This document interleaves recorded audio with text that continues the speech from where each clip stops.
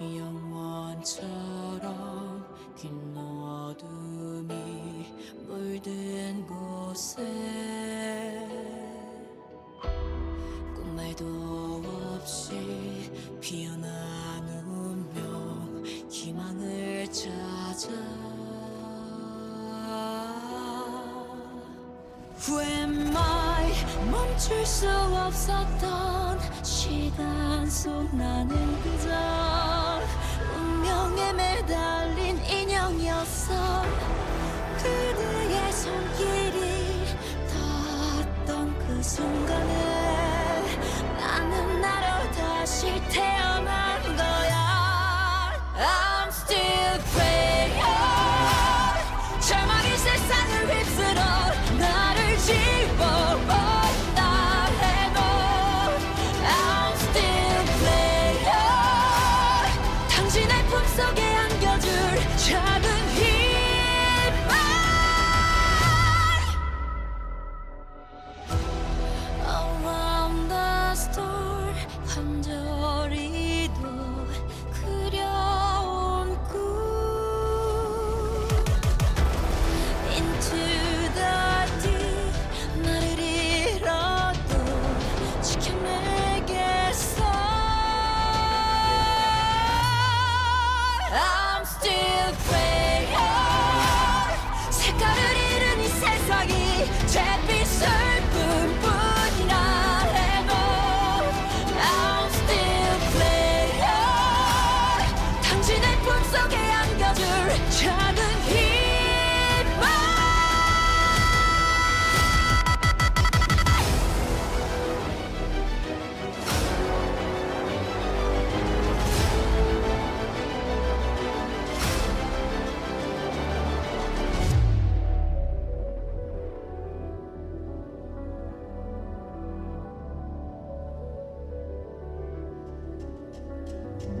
그대와 함께한 추억이 절망 속에 변화 나에게 굳은 각오와 희망이 되어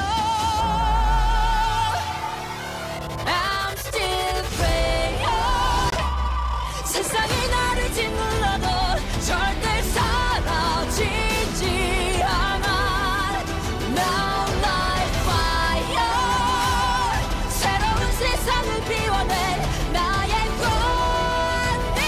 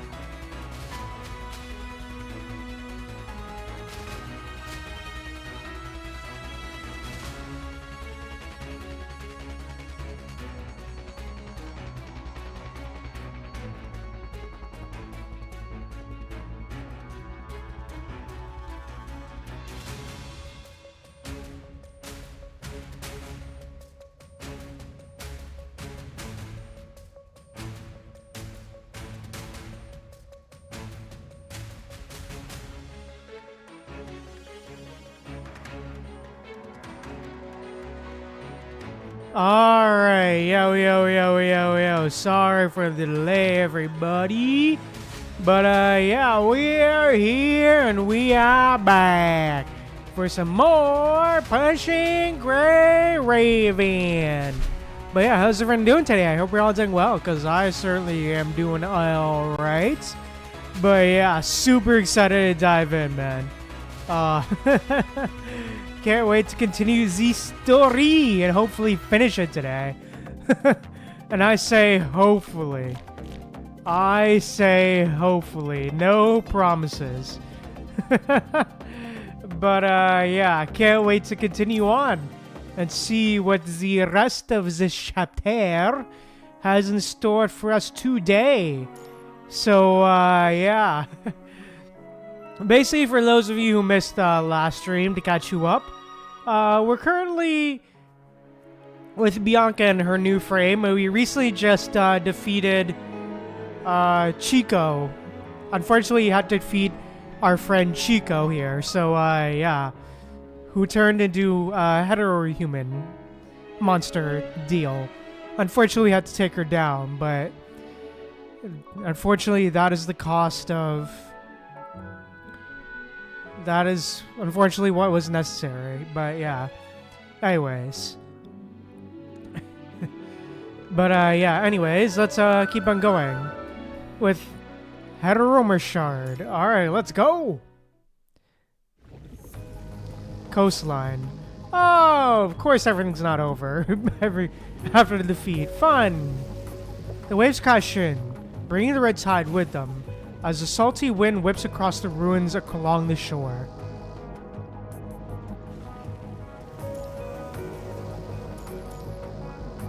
The howls of hetero creatures drown out the wind, and everyone along the coastline is scrambling. Oh, fun. We still got things under control. We're totally short-handed. Even with these refugees and a handful of folks from Scarlet Revelation, we're barely holding our own, transporting the mega weapons into the west sector. We certainly can't spare anyone for anything else.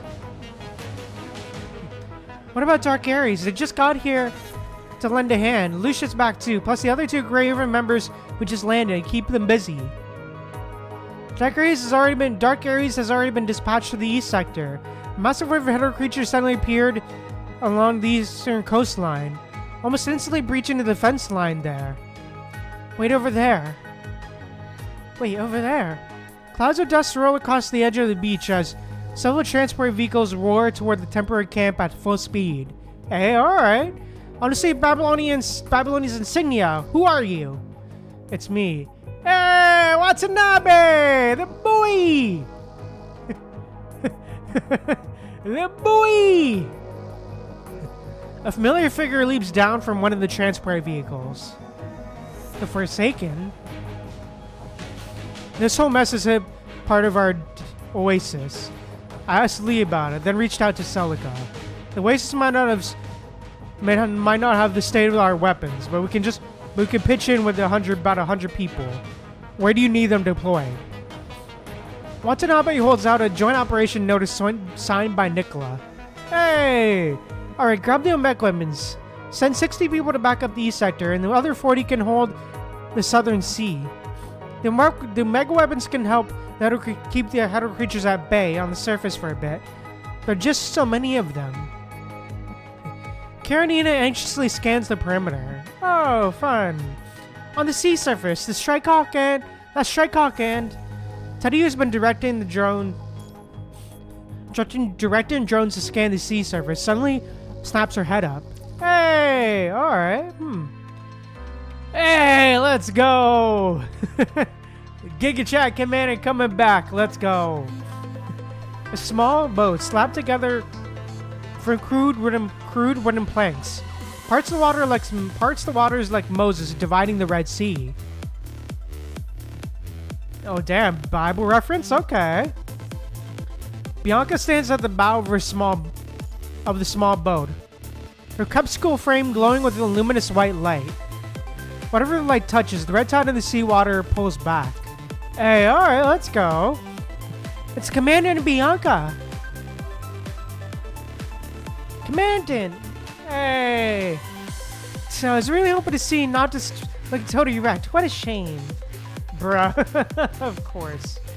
The Aquarium Commander and Bianca, who had almost been declared dead, appear once again, causing a ripple of cheers to go through the camp. But just as quickly as the celebration dies down, and everyone gets back to the never-ending fight. Hey, alright, let's go.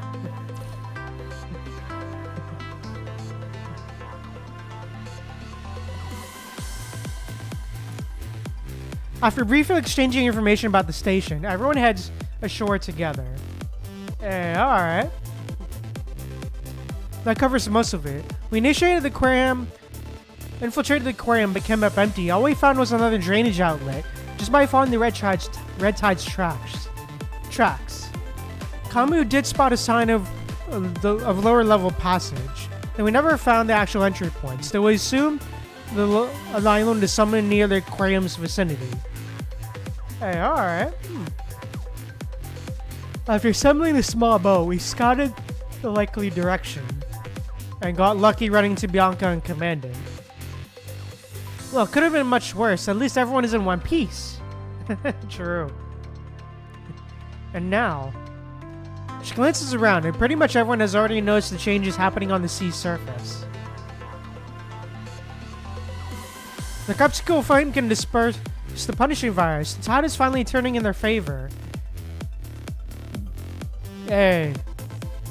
This news undoubtedly boosts morale on the battlefield. With additional reinforcements from Babylonia arrive.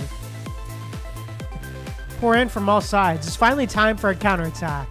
Hey, let's go. With Descendants and Chico's suppression gone, countless hetero creatures suddenly swarm out of the ocean, instinctively crawling onto the shore.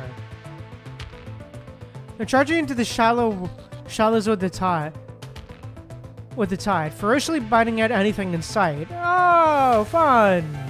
Great fun!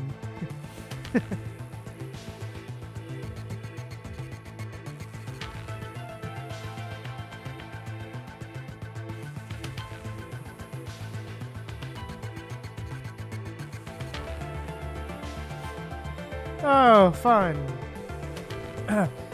This isn't good.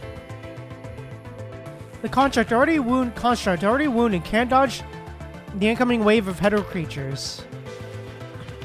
Then the lash blade, gleaming with a solemn light, pierces the creature. Hey, alright, let's go. Move back. Thank you. As the mech weapons hit peak operation, the red tide on the surface is temporarily reined in. The hetero creatures are slowly dwindling thanks to the soldiers' cleanup efforts. Alright. Strange, there should be more hetero creatures than this. Oh, fun. It's Chico. Chico, you mean Vice Captain Chico with the Purifying Force? Didn't she go missing at the aquarium? Chico fought against the Ascendant, holding her ground until the very last breath, but falling in the line of duty. The Agent Ascendant made her part of the experiment, but she still retained her own consciousness. At the altar of the island, she absorbed a large amount of the red tide and numerous other creatures in the sea. That explains it. Hey, alright, The horizon, where the coast meets the sky, starts to glow with the white light of dawn. Hey, alright, dawn's breaking. The fight probably won't last much longer. Oh, fun.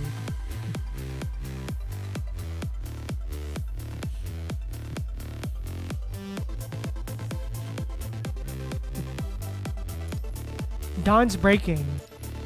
Bianca, you can't fight anymore. As much as your frame can only keep fighting for about 5 hours. But the battlefield still needs me, Commandant. My frame's reversal ability can handle areas and mech weapons can't catch. Let me fight until the very last second before I power down. Really? Commandant. Bianca turns, her hand extending toward you as her smile flickers to life. Please join me in witnessing this dawn as the storm comes to its end. Aw. Hey, alright. Science Council, Babylonia, 1 week later.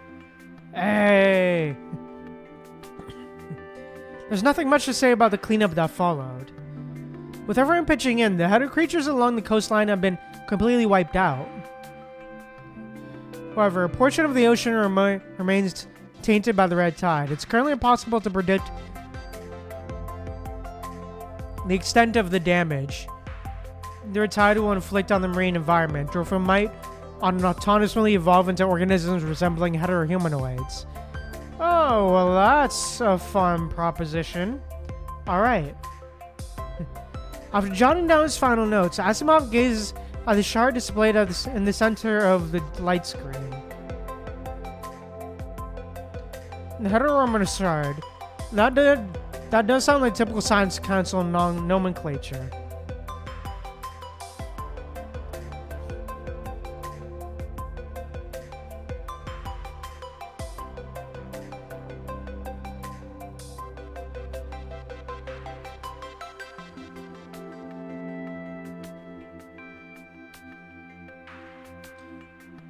Alright, where is it now?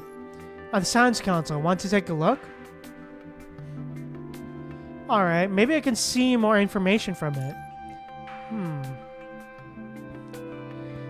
He stands up and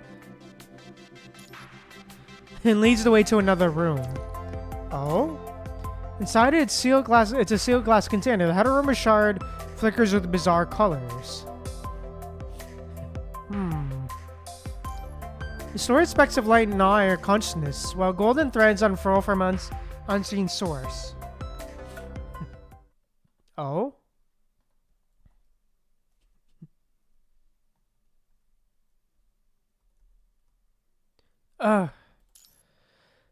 Your heavy heartbeats echo wearily, a dull drumming within the hollow of your chest. Oh, damn. That's not fun. Your consciousness is dragged into a river of nothingness, swallowed by the cold seawater. Oh, fun.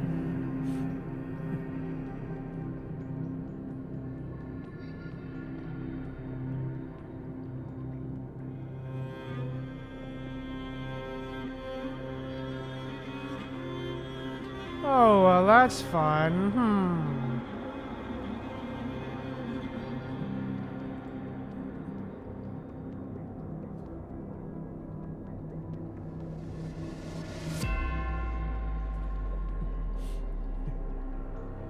Bianca's lantern flickers into focus. She stands before you in her stigmata frame, an exact echo of the visions that have haunted you. Together, you and Lucia enter the aquarium with her. You rescue Grace from the Scarlet Revelation, and beyond. Then Bianca is separated from the group. She finds Chico and falls into the silence deep sea. Lethos isn't missing. Then he confronts Bianca, trying to buy more time for the heterohumanoid Chico to incubate, only to be slain by Bianca, and then the coastline becomes a slaughterhouse of the living and the dead. Blood, vital fluids, and the creeping red tides stain the waves of crimson. Oh, fun. Oh, yes. The witch slays the monster on the sea. Damn, this is... Every scene is almost identical to what you have already witnessed through your visions. It's like watching a director's cut of a film. I've seen the complete story of what if I had entered the aquarium with Bianca. The time prison alone couldn't explain this. Oh, fun. Yep. You look down on it all, and then the nothingness devours the seabed. Oh, yes. Here you are. The vibrant colors of stars pierce through the inky blackness.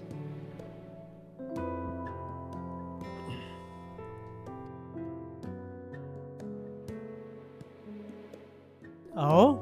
Who's there? Honestly, it looked a little bit like known. Okay.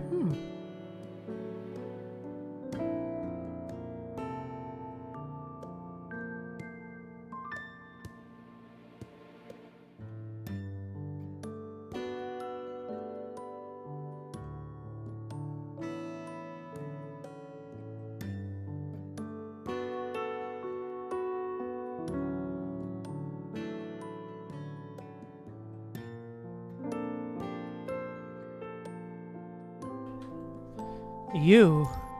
Ta-da! This is a message from Nanami for Noctis.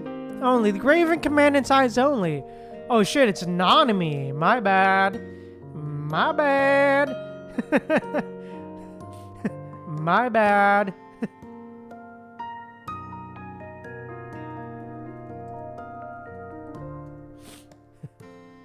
Nanami. Your eyelids feel like they're weighed with lead, granting you with only a blurry glimpse of the figure in front of you. No being okay if you see Nanami's magic spell just won't work anymore.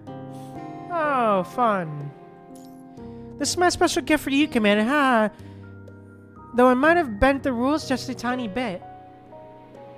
But don't worry, I'm going to pay the price for you, Commandant, so you have to keep it a secret, okay? Oh, fun. What I want to tell you is... the answer is hidden within a secret only the Commandant knows. Oh, fun. Hey, you just might be buzzing with questions, Commandant, but Nanami can't spill the beans. This is just Nanami's shadow. The real Nanami is already happily soaring through the starry cosmos. Oh, fun. See you, Commandant. Suddenly star clusters and countless golden threads wrap around you. Oh, fun. Ugh.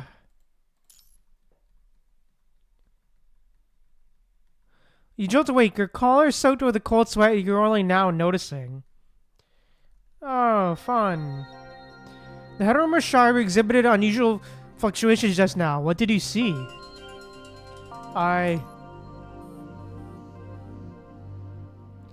words are right there, on the tip of your tongue, but you can't just seem to get them out. All you can do is try to answer by asking your own questions.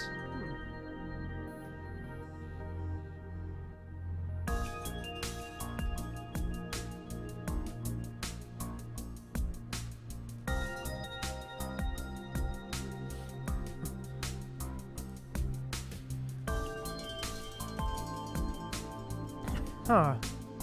Have you analyzed the shard? Yeah. It appears to be a vessel, engineered purely for data transmission. However, its encryption protocol is incredibly complex, way beyond my current grasp. The only segment we managed to decrypt so far is this one. This is the gift from the future. The answer is hidden within the... It's a secret only the Commandant knows. The decryption code is the Dimulant Archive Room, a handwritten file code, a faint sting in your fingertips. Oh, fun. Q31206. Aha, interesting. Memories in your mind are as hazy as shrouded in white mist, yet this one message is seared into your brain. Crystal clear. You mean you saw the decryption code?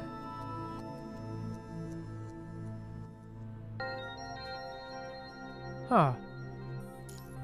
Oh, damn. I'm not sure. Maybe I did. Without hesitation, Asimov shoves you into the examination chair and conducts another full-body scan. Damn. Brain activity is normal, and your mind beacon shows no issues. What in the world is going on here? Asimov rarely shows confusion. Huh. I don't know, I'm not sure. The after effects of the time prison might explain all this, but is it really the time prison? The biting cold seawater, Bianca's struggle, it all feels too real to be just some figment of an imagination. I'll try the code you gave me. If you've experienced anything like this again, come find me right away. Okay. Hey, damn, alright. You step out of the science council, your mind's still buzzing with questions. Ding dong! Interesting concepts. Your terminal signals Your terminal signals an incoming report from Celica. The military has tally casualty figures from the aquarium battle, and the numbers are surprisingly low. Alright. You cannot recall the horrifying vision when the coastline is strewn with bodies and the wounded. The seawater, a gruesome crimson from blood, vital fluids, and the dreaded red tide. Everyone fighting with tooth and nail to survive. Damn, alright. Nice to quick development of the mega weapons and elite squad. It's advanced support. You and Bianca managed to head off the head of a creature of the island. Hey, alright.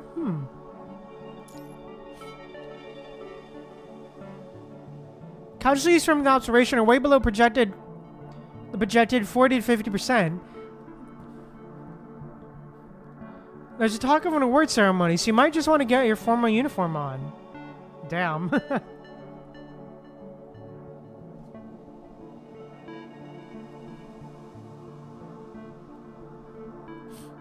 Ironed. Okay. After the end of the incident, even Salka's message takes on a cheerful tone. Aw. Let's put away the terminal. Your thoughts immediately pivot to what comes next. What should you do for the next step? Should you hunt down Vonnegut and put a stop to his crazy plan? Damn. Or dig to the source of your visions and figure out what's really going on. Oh, fun. Hey, alright. As a mental checklist of tasks starts to form, the sunlight of Babylonia bathes you. Golden threads of cause and effect weave together.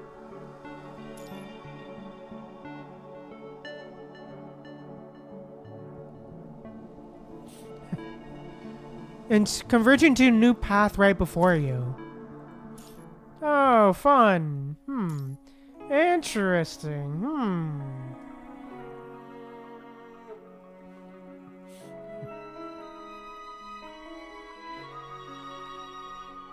Alright, very interesting stuff.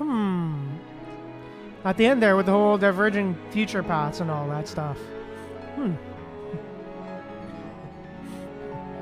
New future. Alright, let's keep going. New future. Q31206. The password is correct.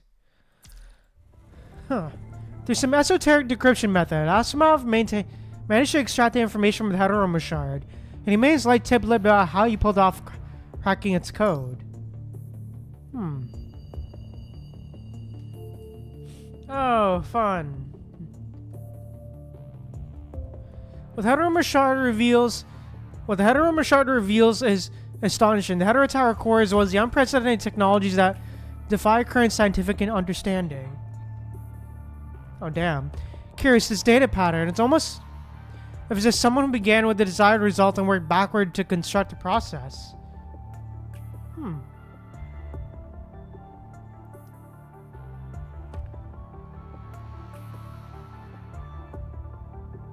To construct the process.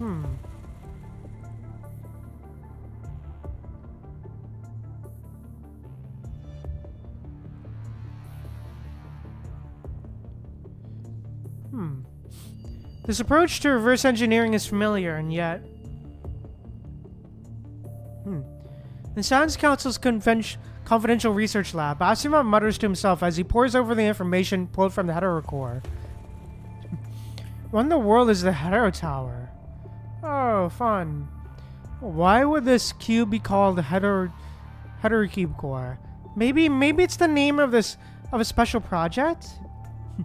Never mind, there's no rush to code all of this right now. His gaze fixes on the Omega weapon before him. Oh, fun. I'm not sure why this document's approach to modifying the Omega weapon somewhat lines up with my earlier improvement ideas, but for what we need right now, this will do. Asimov proposes using the core technology to enhance the Omega weapon and integrate it with the central purification filter, creating a true safe zone. Technology is quickly validated, and the first batch of modified CPF cores are deployed to the surface. Hey, alright. Interesting. Hey, okay.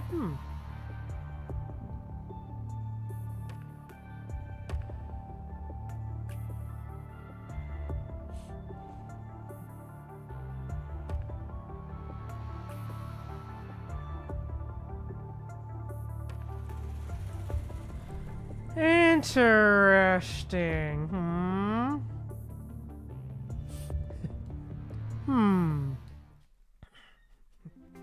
Hey, Bianca, Commandant? Hey, aw. Oh, sorry, I was zoning out. Ever since the aquarium incident, whether you have free time, you expectedly start thinking about those visions. We're about to reach the conservation area. We're scheduled to replace this old CPF core with an upgraded new one.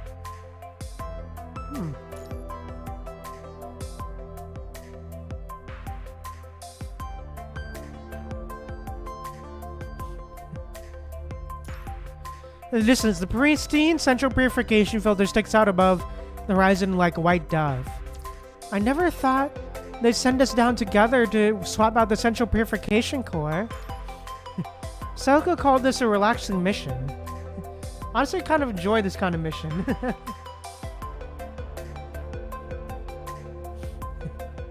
I figure they just wanted to get some free labor out of us.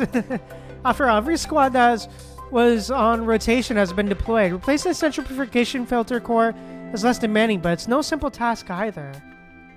It's been a long time since I had a mission like this on the surface. Aww. Gentle sunlight filters through the canopy, dappling the moss-covered path. On either side, unknown flowers bloom in a riot of color, jostling for space among the branches. Oh, damn. The avoid attracting a large group of corrupted. The conservation area was established deep within the forest. Approaching from this direction, you have to leave your vehicle on the forest's edge to continue the rest of the journey on foot. Oh, fun. It's also been a while since we were out on the surface together. So this really is a nice mission. Aw. Bianca softly smiles, pushing aside a leafy branch that is in your way. Hey, how's your frame holding up, by the way? Are you talking about my frame's reliance on the Cub's external gear? Yeah. Once the Science Council pulled the data from the Hetero Core, they developed a new power core for my frame by combining the upgraded Omega Weapon and the original Versal device. Hey, alright, Still not quite sure what Asimov envisioned, but I don't have to stick to the 5-hour limit anymore. That's great to hear. Hey. Yeah, it's all good news. The seaside battle, that nightmare aquarium, all of it feels like a dark dream, dissolving into the relentless downpour. Hey, alright, interesting. Still, some distance from the conservation area, the two of you sat down by the roadside to take a short rest. Aww. Commandant, over here. Hidden in the thick leaves, a pool of clear spring water gently ripples. Aww. It's a spring.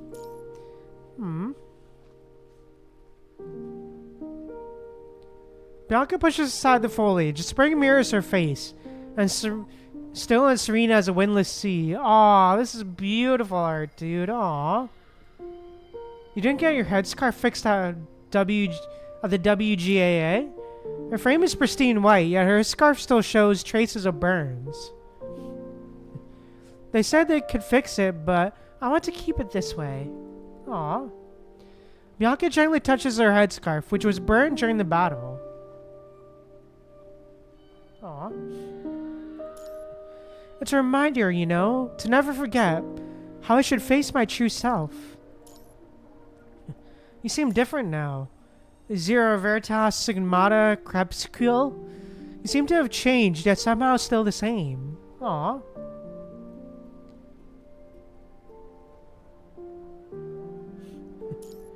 Maybe. Through a reflection in the spring, the blonde construct gazes at you with a smile. Aw, but no matter how I change, I'm always Bianca. Hey, alright. Bianca, captain of the Purifying Force. Hey, aw. She turns around and takes your hands in hers. Hey, let's go. There's still some ground to cover. Let's keep moving, cover. Let's go. Keep moving, Commandant. Hey. Echoes Adrift end. Aw. Aw, what an ending, dude. Oh, shit. Oh, what a great ending, man. Oh, Vonnegut? Vonnegut sits on the couch, scrolling endlessly through his old terminal. The Hetero Tower. You can sense the Hetero Tower has ceased its growth entirely. No, ceased growth isn't quite right. It's more like the concept itself has never existed in the universe.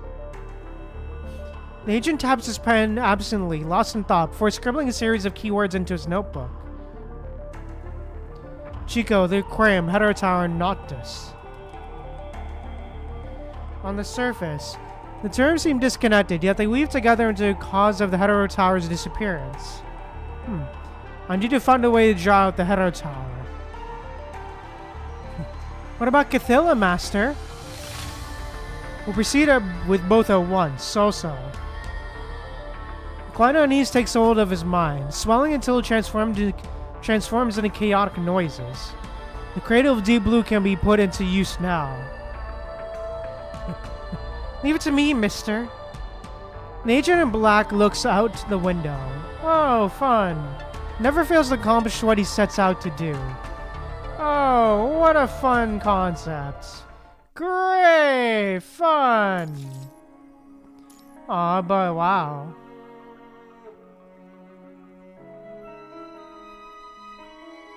But damn, dude, wow. What an interesting ending there. That they're changing now, huh? Interesting.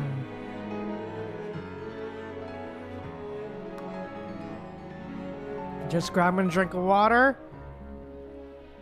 To stay hydrated, gotta keep hydrated, everybody. Remember to stay hydrated, everyone.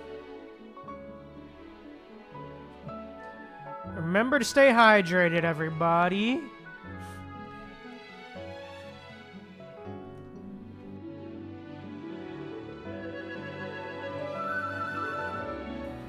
All right.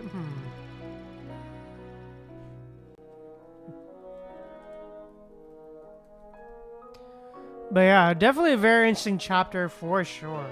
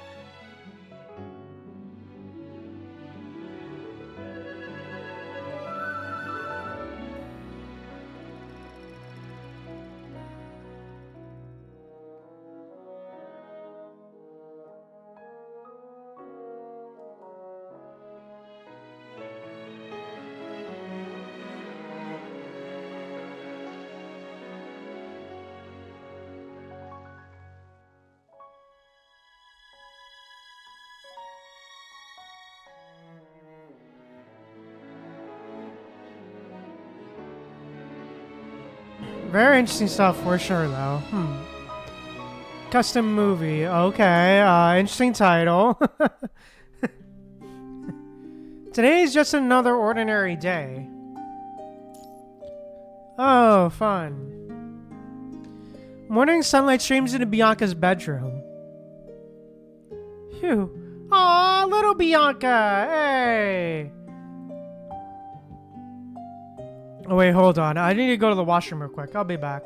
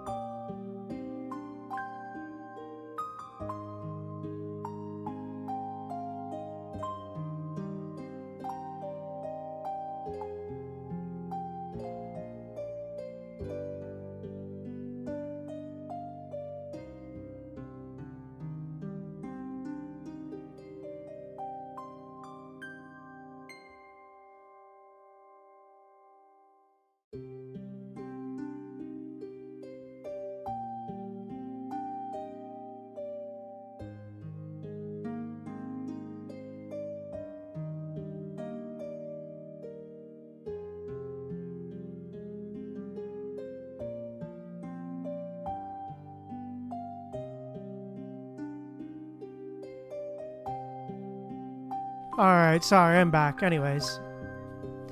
Oh shit, she furrows her brow, grappling with remnants of the dream, too intricate, too visceral, death, the fear of the ice grip of seawater, and... Oh, fun.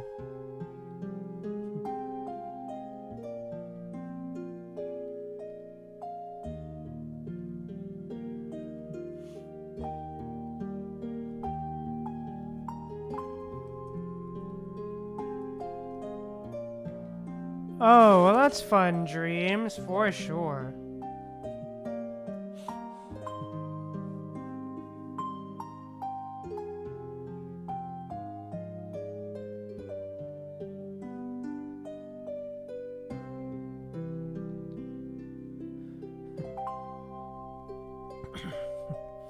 Nothingness. Like an eraser dragged across parchment, it bleeds the nightmare dry, leaching color from those memories. Fragments limbed, turn translucent, then evolve entirely, replaced by... Oh, fun.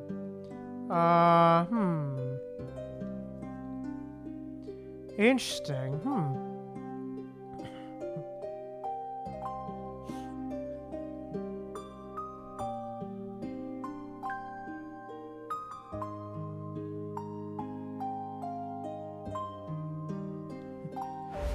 Bianca, did he sleep well last night? I dreamt about the school field trip last night. Aww. How cute, aww.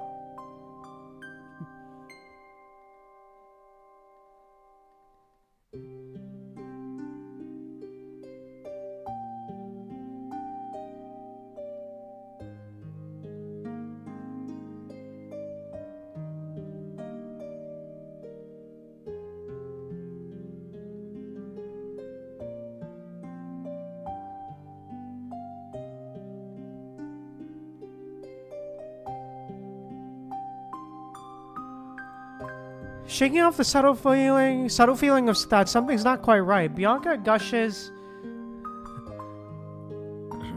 about her pleasant dream to her family. Aww.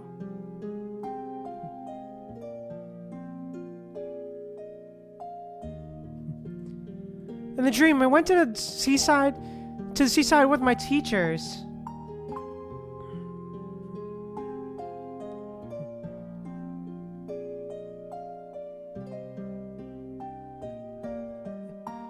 And classmates from the Babylonian school, and we visited that cool place by the water called the Copperfield Aquarium.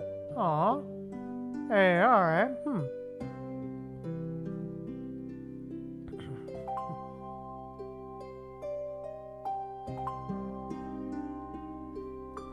Alright, let's go. Aw.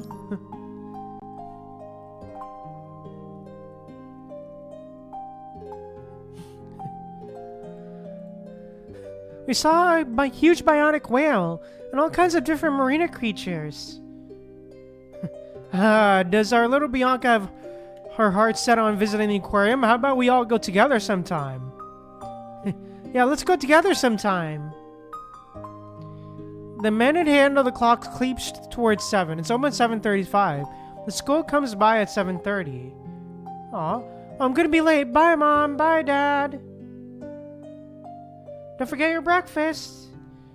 Bianca rushes to the door and grabs the breakfast her mom gives her. Dang, the clock strikes 7:30. Aw.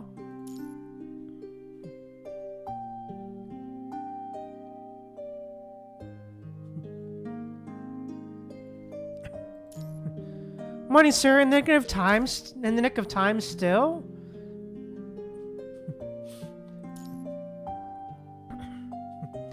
The blurry 7:35 in her memory fades away as Bianca cheerfully greets the driver and onto the school bus. Oh, fun. Morning, Bianca.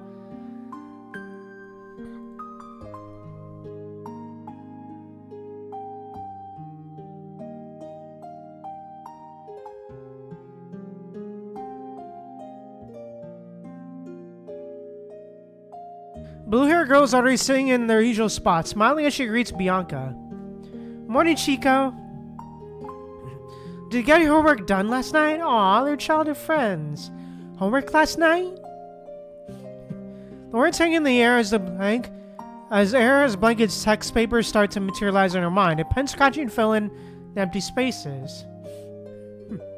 Of course I did. That last problem was a real pain, though. It took me ages to finish it. Aw. Have you finished it? Did you use the method the teacher showed us yesterday? Sunlight streams through the car window, lighting up the children and deep conversations, sitting side by side.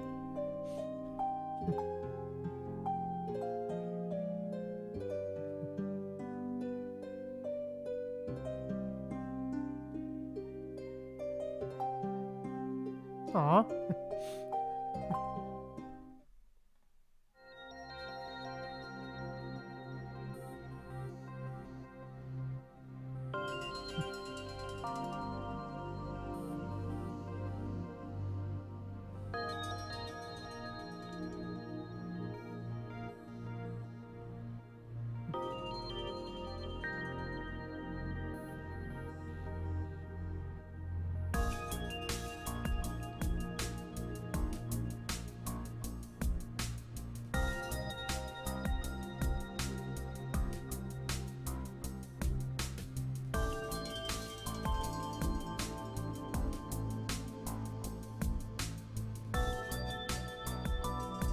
At midday, harsh sleep sleeps in through the gaps between buildings.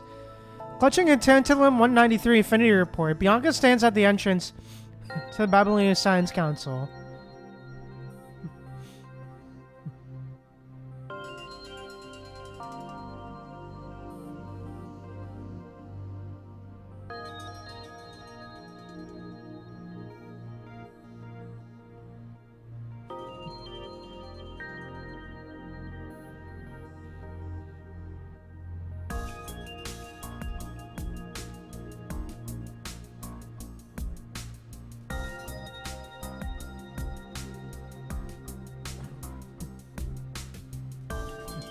I've really thought this through. Are you absolutely sure you want to be modified into a construct?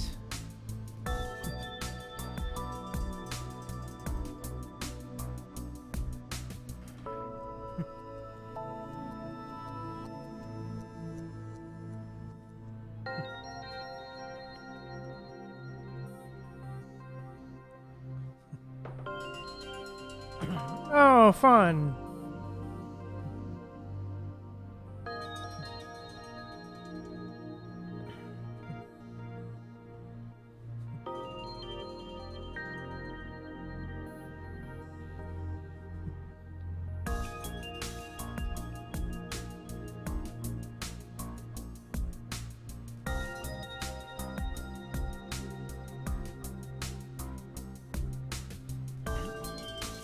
Yes, I'm set on it. Modification carries a risk of failure.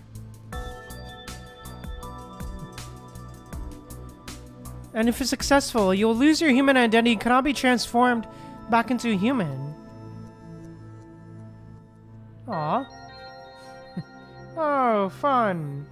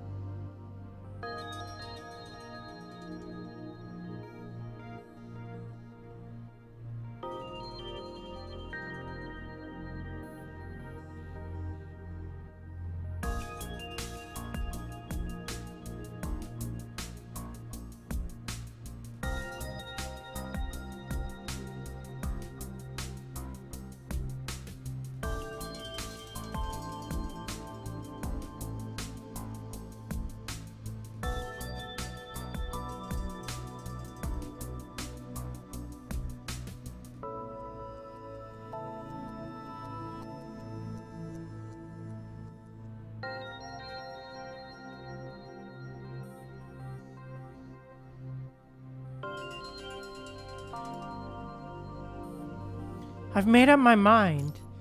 Hey, fun.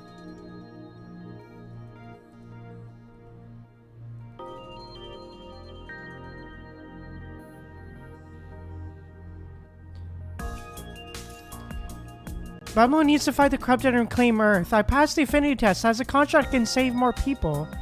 The staff member silently gives a document a stamp, and Bianca walks into the Science Council, affinity report in hand. Oh, fun.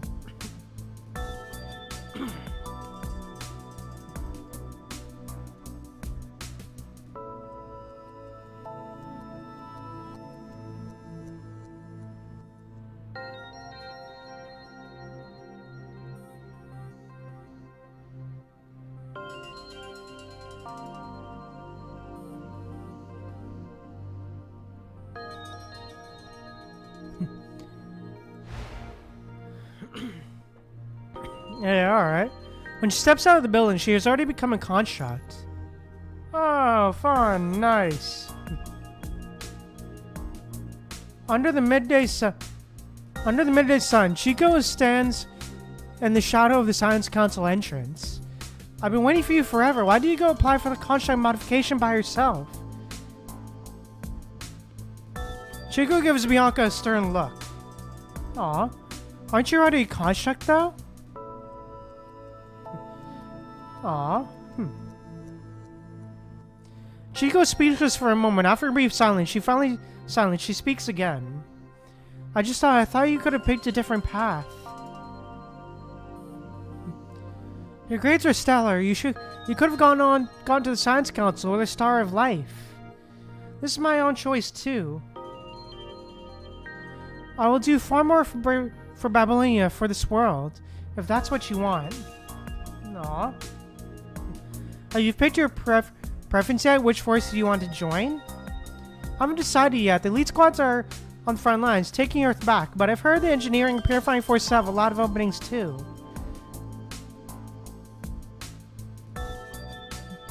Don't join the purifying force. The purifying force, you don't like it there? It's not that I dislike it. I just think it's good. I don't think it's a good fit for you. An elite squad would be much better. What about you, Chico? Do you want to join an elite squad? I've just looked into it a little. Didn't you say you want to do more? An elite squad would be perfect for that.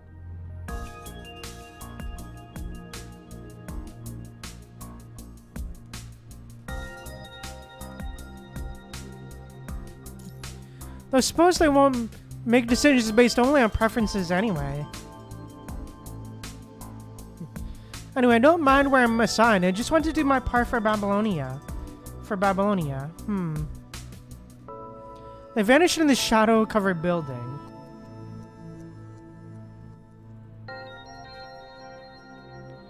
Darkness of night slowly envelops the world. Bianca walks out of the Purifying Forces captain's office. Bianca walks out of the engineering force captain's office. What? Bianca walks out of the engineering force captain's office. Okay, She gazes at the sign engineering force.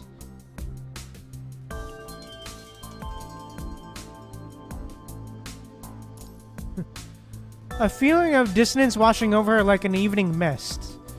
Bianca engineering force. Bianca walks out of the purifying force captain's office. Okay.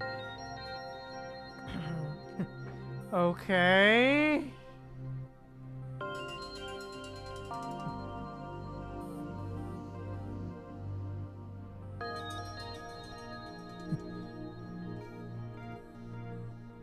Oh, fun.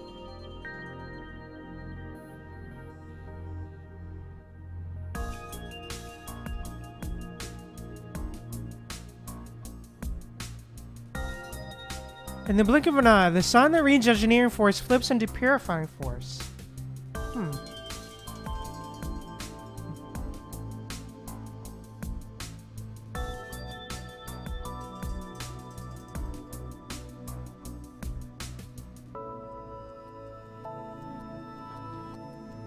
In the blink of an eye, the sign reads engineering force and flips to purifying force.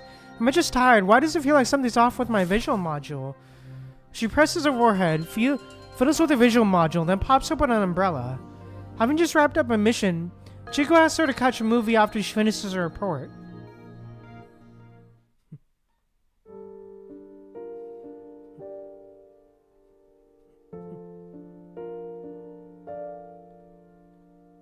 Bianca, over here.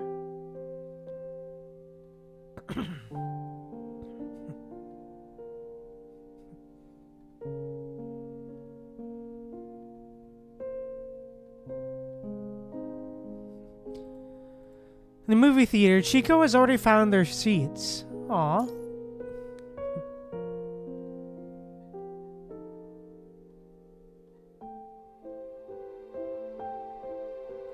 Oh, that's cool. Today's movie is The Way Home, an unfamiliar movie title.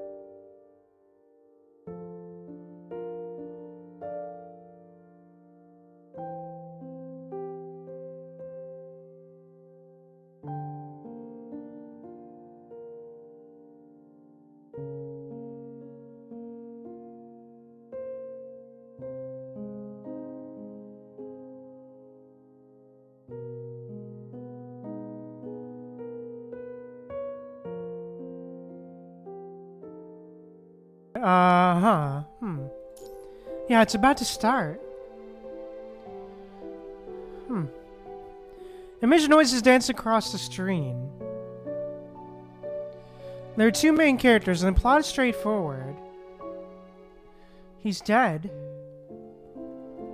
I'm not dead. He's already dead. The player catches the corpse named Norris. This is snowfields. I'm still alive. Damn, Bianca, do you remember when we first met? How did we get out of the snowfields? Damn, Inside the meeting room, harsh white fluorescent lights flicker overhead. When we first met. Is the light on the fence? I have logistics come and take a peek later. It's really no big deal. It's a tiny glitch. Just nothing to be worked up about. Let's kick things off with an introduction, starting with you. Me? The construct marked as Purifying Force Captain impatiently taps the table twice with a finger in response. My name's Bianca, from the Snow Babylonia. Alright, next. The name's Chico Kirishima from Babylonia. I'm a developer. My gig is network operations. Norris here. I was an assault specialist with the task force. As each person is in the faceless cloud introduces themselves, a subtle sense of unease keeps nagging at Bianca's mind. Did Chico join the Purifying Force at the same time as her? Alright, now that everyone's introduced themselves, we can call it a day. Have you all got the rules of the Purifying Force down? The captain isn't fazed by the scatter response, just tapping the table to get everyone's attention. Hey, alright,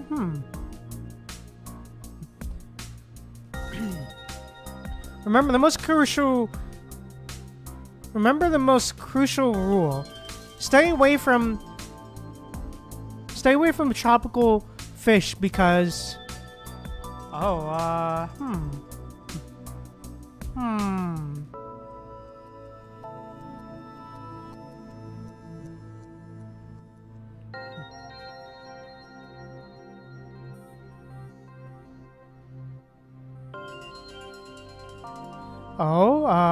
what? There are no tropical fish in the aquarium. Oh, fun!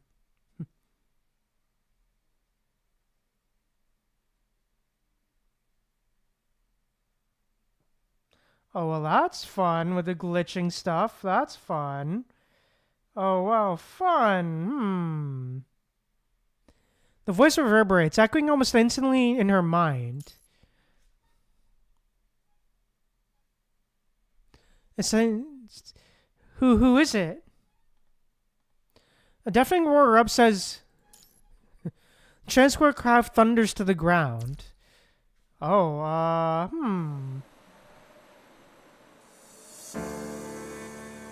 The world is swallowed whole by the howling snowstorm. What are you doing here? To save lives. There's no way our squad would survive. Going out of your way to come here will only put yourself in danger. But you're still alive. Where are the others? I took them out. They'd all become corrupted. But at least you're still here.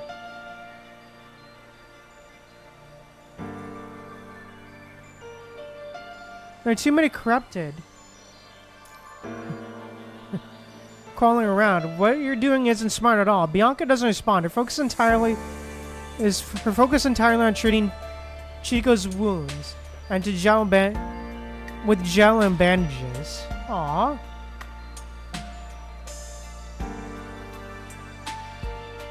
Wow. Aww. How do you know the captain already fell? I do. So, then do you know we're both being considered for the next Purifying Force captain? I do. So you just say put me deeply in your debt, and then save your strength. We still need to get out of here. Oh damn, alright. Bianca makes a makeshift sled and drags Chico along, latching her way out. I just can't figure you out. Chico lies on her back on the sled, her eyes stinging from the bright blue sky and the snow piled high on the tree tops. Hey, alright, Your mind is on the brink, isn't it? Yeah, but at least I'm not physically injured. Why would you stick your neck out like that to save me? Aw. I won't give up on anyone who has a fighting chance. Is that it? That's it. You've gone this far, not wanting power privilege, so what do you want exactly? Right now, honestly, I just want us both to make it out of here alive. As if on cue, the clouds part and the sun breaks through. The thin mist beyond the forest suddenly dissipates as the Jix team rescue vehicles come roaring in. By the way, is there an aquarium in Babylonia? I've been meaning to ask. Why stay away from tropical fish on the Purifying Force's last rule? The visual modules burst into a kaleidoscope of brilliant colors. Oh, fun.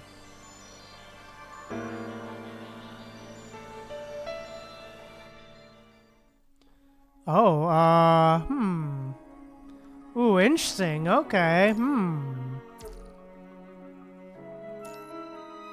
I'm actually curious. Wait, did I miss a dialogue? I feel like I did.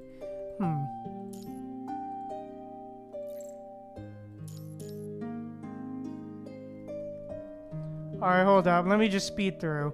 Let us just speed through here.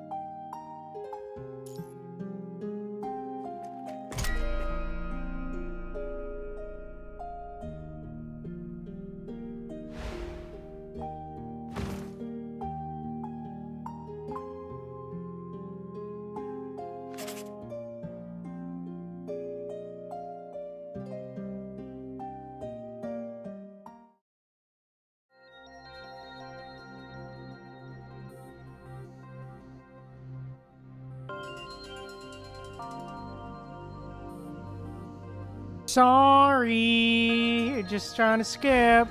My bad.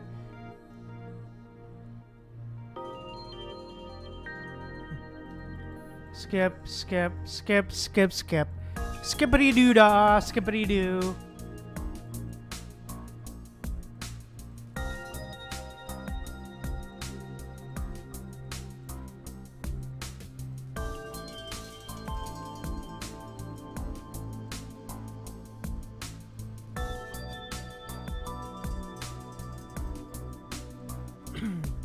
Yeah, blah blah blah blah blah blah.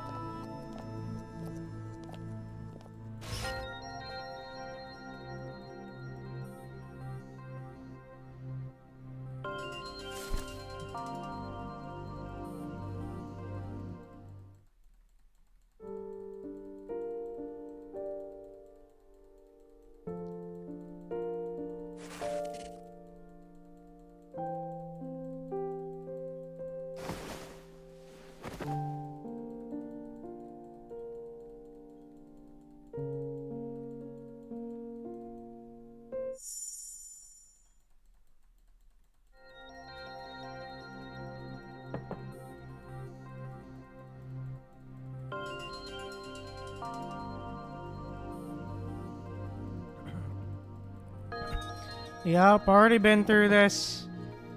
Yup.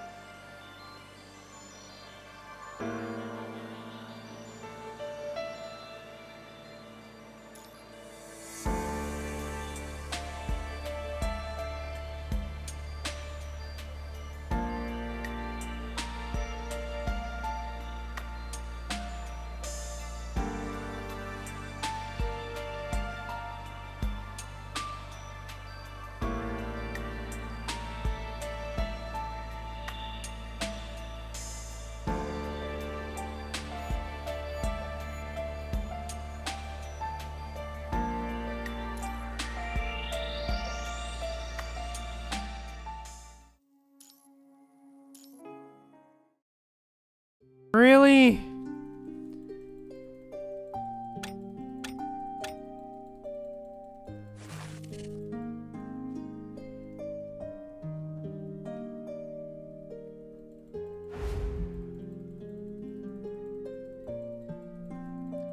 God damn it. I missed it again. Probably. Maybe.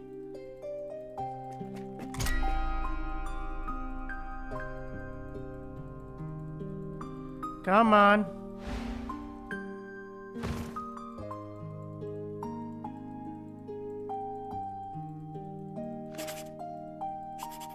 Come on.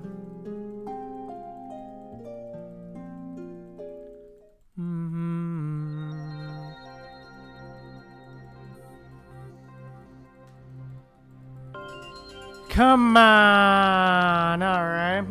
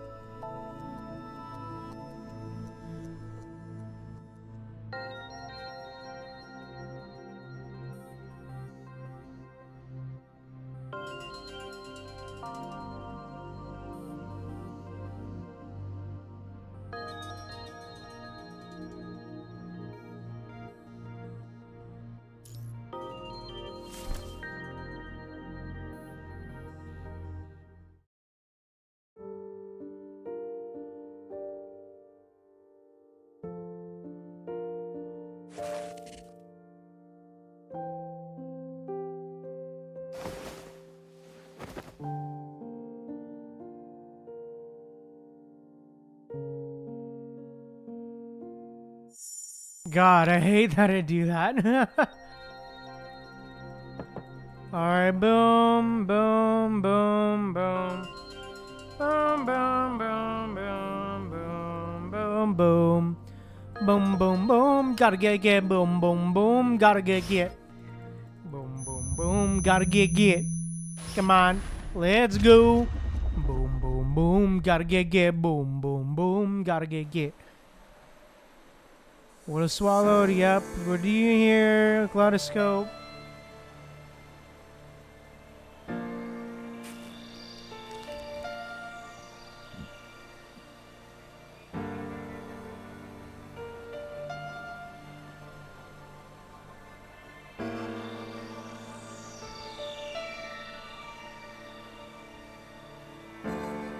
Well, I just wanna, I guess, both out of here alive, yep.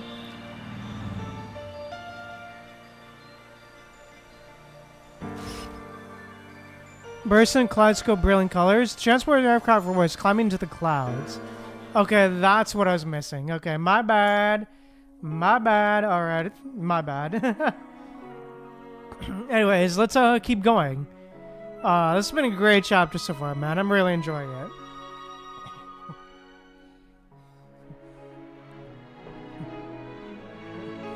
Anyways, let's keep on going. False loop. Alright, let's go.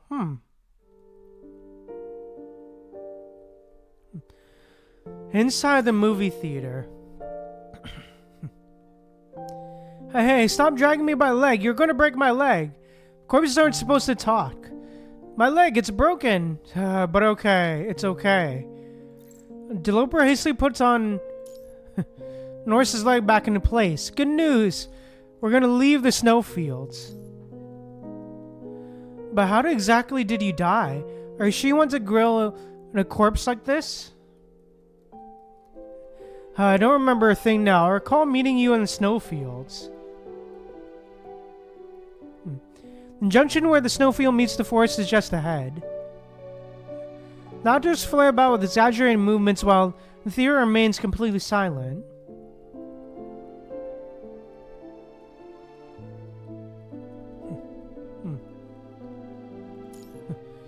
Remember the time we met? That time we met? Which time? The one out in the snowfields. All I wanted back then was to lure you right into the corrupted horde. Damn. That way I get to be the captain of the purifying force. I don't recall that at all. But it seems someone else on our team had the same idea. Somehow led our team straight into the corrupted nest before we were ready. Damn. Well, damn. As you can see, they all ended up being corrupted.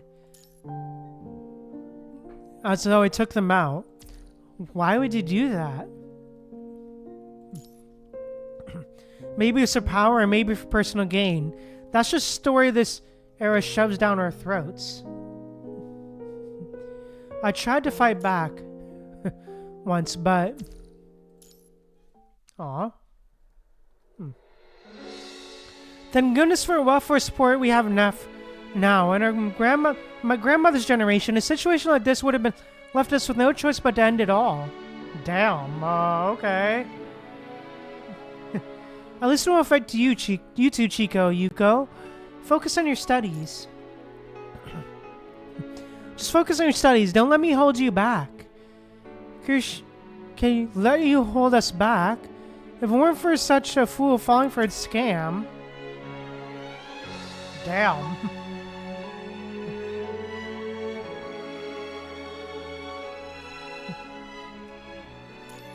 Stop it, Chico. Please, no more. Everyone makes mistakes. If only I'd been more careful that night, we might have had a chance to make things right. Damn. Your father will take care of me. Don't worry about it. That man take care of you. Let's go to Grandma's, even if still angry that you married. Your grandmother passed away. Oh, damn. Well, rip. I'm sorry, never heard you mention any of this before. Chico's face remains hidden in darkness, her voice steady. Aw. Grandma's death, I thought it would be the end of that farce, but it turned out to be just the beginning. Aw. You've been secretly recording us? Fine. This might prove you didn't break that vase, but there's no recording of what happened last time. Don't you dare pinning that on my daughter, too. Damn. I'll pay you today and you can't leave. We don't want someone as sneaky as you in our home. I sent you your payslip to your terminal. After deducting compensation for damages, you still owe us $300. Don't forget to pay it. Yeah. There's some complications. He needed colostomy surgery. He will need to wear the bag for the rest of his life. Well, he's already past 50, so at least we won't have to bear it for too long. Damn. Oh, and try not to upset him. The old man has got quite a temper. That's actually why the last caregiver left. Hey, I said I didn't want this. What I ordered was what? I can't return a drink I've already finished? That's ridiculous. Bruh. Another glass gone missing? I'll have to dock her pay again. Ask the customer to return it? Are you kidding me? Who? Would ever set foot in her place again if we did that? Damn. Wow, rip. Half her life slips by, swept along by the tides of time. Aww. If I could become the captain, keep climbing up the ranks, and to get to the center of power, maybe I could put an end to this kind of life. Aww. That's probably what I thought back then. My life and experiences never really gave me much wiggle room for other choices, or rather... I never had a choice to begin with. Oh, damn. She could only drift like a withered leaf, swept along by the world's grand narrative into the fierce current rushing ahead. Then why did you end up giving up on completing your captain position? Why? Competing for the captain position. Why? Chico sighs. Her mind is calm as ever. She leans back, every muscle in her body letting go. Aw. Because it was pointless. This world is a bitter, tragic mess, overflowing with death, slaughter, and betrayal. If I were to take someone's position, wouldn't she be furious and wringing my neck the moment she found out? Damn. By common sense, isn't that how things like this usually go down? Chico straightens up and looks at Bianca. Aw. But she's charged through the snowfields to find me. Right when I was just sitting there, waiting to kick the bucket. I only did what I believe was right. You only did what you believe was right, but that's something I could never picture myself doing. After that, I suddenly really wanted to see how her ending would play out.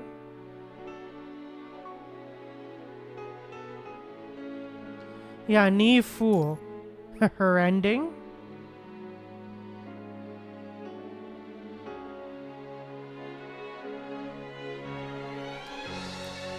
Her ending? Yeah. A knee fool. Some idiot trying to dig up the truth in this messed up world. Damn. What a statement. Jesus. Damn, okay.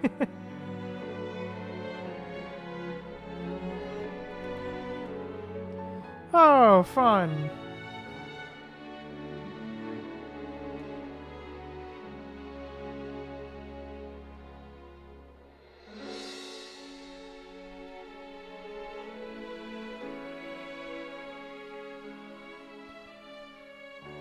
Wow, what kind of ending would she get? Oh wow, this is a deep conversation, man.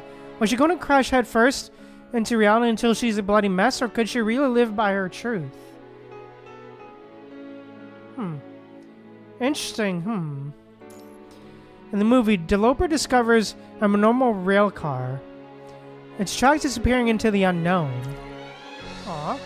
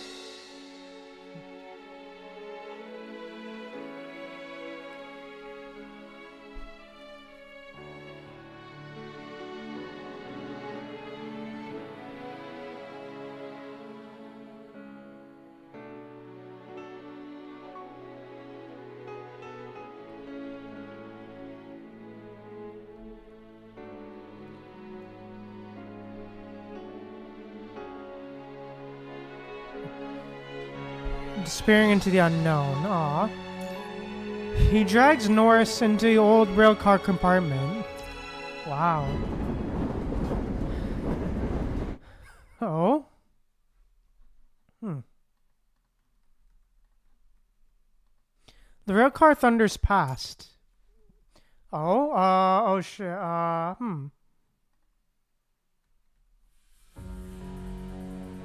In the ruins, Bianca and Chico are in a deep heated argument. Oh damn, okay, Come on, Bianca, get real. You've been the captain of the Purifying Force for ages. How can you not see the writing on the wall? Shady dealings, missions swept under the rug, all these lists being passed around through back channels. Have you learned nothing from the task force constantly breathing down our necks? The military giving us the gold soldier and our own people stabbing us in the back? Damn. These are not the same thing, Chico. Confirming whether soldiers have defected, deciding based on their actions whether they should be executed or back to Babylonia or court for trial. This is just the Purifying Force's duty. Damn. We must find out the truth. Damn. What is the point of it anyway? Chico knits her brows. Purifying Force is just a tool in Babylonia's grip. We get our marching orders, we carry them out, plain and simple. That's our job. In any case, we haven't caught up with the target yet, so we still have some time to investigate. With every sigh, Chico just grows quiet. She finds herself hesitating over whether to keep pushing back against Bianca. Even though a decision was already made, it's to stand aside in the cold to stand aside in cold detachment and watching as Bianca sank deeper into the quagmire, crushed beneath the world's relentless weight. Oh damn, really? Jesus.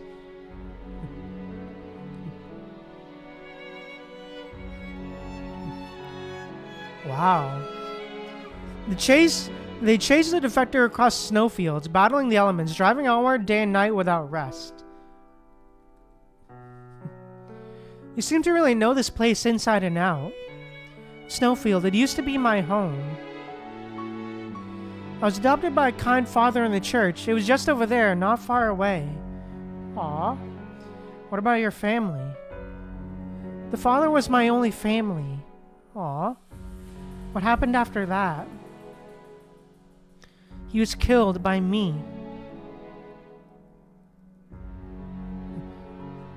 Damn. I'm sorry. Chico suddenly stirs by the campfire. Aw. But then he had already been corrupted by the punishing virus. Damn. But he must have found his way to heaven, right? In a world ravaged by the punishing virus, can heaven really exist? Maybe, but it's better to have hope than none at all. The campfire crackles, and they both watch the flames in silence, snow slowly melting away. Aw. Perhaps feeling she should offer something in exchange for Bianca's story, Chico slowly begins to speak. I don't have any family left either. Aw, the way the fire is reflecting off is beautiful, dude. My mom was paralyzed. She ended her life right next to me so she wouldn't be a burden. My sister Yuko.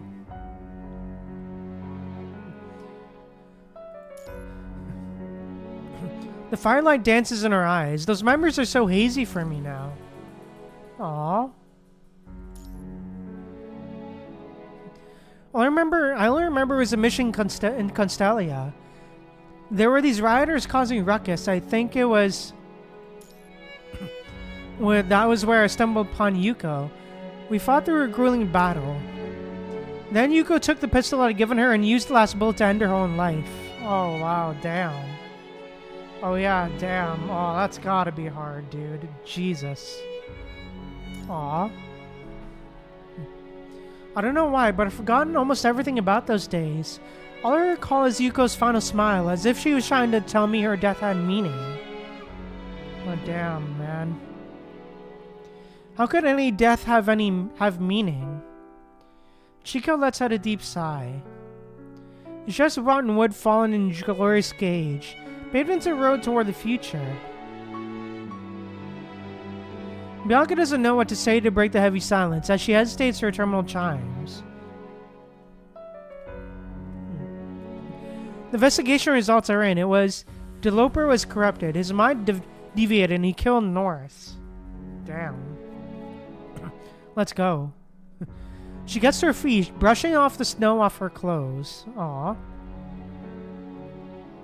This is due to the purifying force. To raise our weapons against the once comrades. It is also protect those still alive. Aw.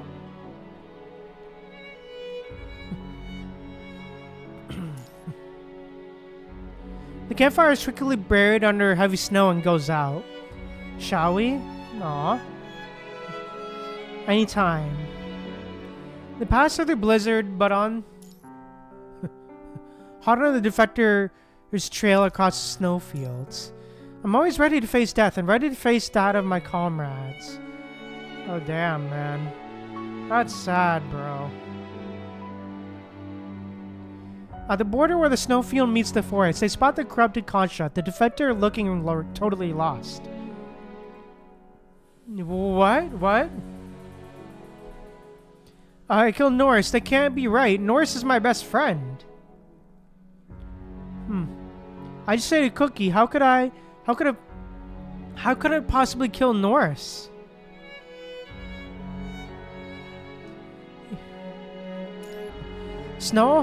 The heavy snow falls silently. You're Deloper, and you're also accused of killing the construct named Norris. Damn. Do you have anything to say for yourself? I only ate a cookie. I didn't kill Norris. It's mind deviation caused by the punishing corruption. What else do you have to say? And also... What? Stay away from the aquarium, tropical fish. Oh, damn. There are no tropical fish in the aquarium.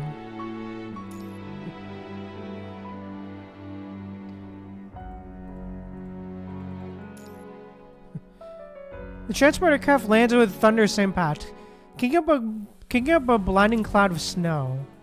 Oh, wow, damn. Dude, wow. Jesus.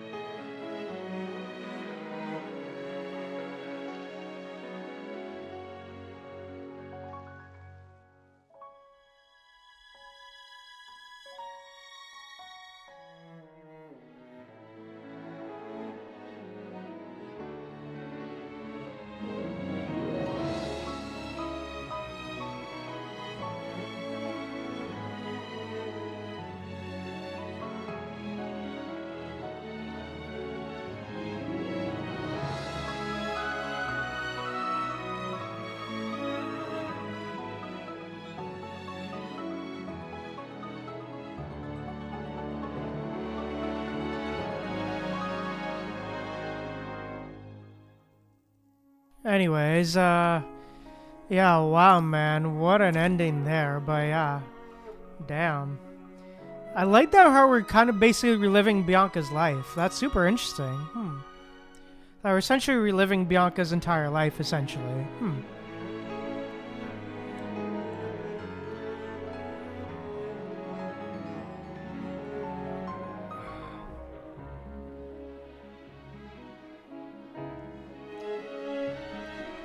Bianca's story. Anyways, let's keep going. Bianca's story. Inside the movie theater. They all say I killed you. Did you or did you not?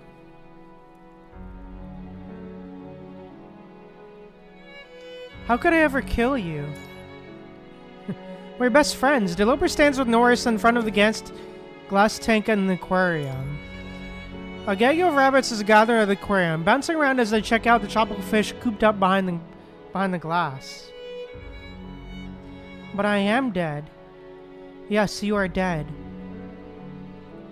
So I was the one who killed you. Was I supposed to kill you, or were you supposed to kill me? Beats me, I'm just a corpse. Damn. But on the screen, Deloper keeps rambling on as Chico turns to look at Bianca beside her. Aww. Bianca. How can you keep your cool through all of this? Chico? The question is so abrupt, Bianca's at a loss on how to respond. Why, even with the punishing force, purifying force, you can still hold on to your humanity and hope for this world. After everything, after being hardly given any love, after being branded a witch, how can you still face this world with such kindness? Damn. I'm sorry, but I honestly don't know how to answer any of your questions. Damn. Bianca lowers her gaze. I suffered too. They called me a witch, drove me out of town, convinced me I bring them misfortune, that I killed their loved ones in the dead of night. Aw. I tried to prove them wrong. I joined Daedalus. Told myself we're protecting the city, its people, but when I was called a witch, I truly did protect the church and city. But after joining Daedalus and living the just odd way, I ended up hurting more innocent people than I ever meant to. Damn. As first, she too was just going with the flow, stumbling forward in a desperate dash. Damn. When she suddenly glanced back, she noticed... she realized she had made even more mistakes down this path. Aww. I bear my share of sins, but still, I want to reach for redemption more and more. So I want to reach for redemption more than anything, even if the path ahead leads only to ruin. She's made up her mind to pay for her sins. Damn.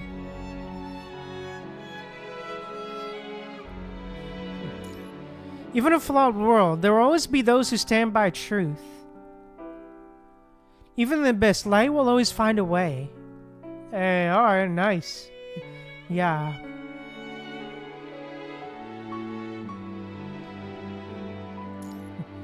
You never really got to choose. No, I did have a choice.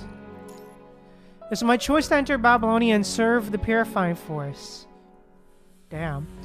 Looking back, I think this is the most right choice I've ever made. Aww.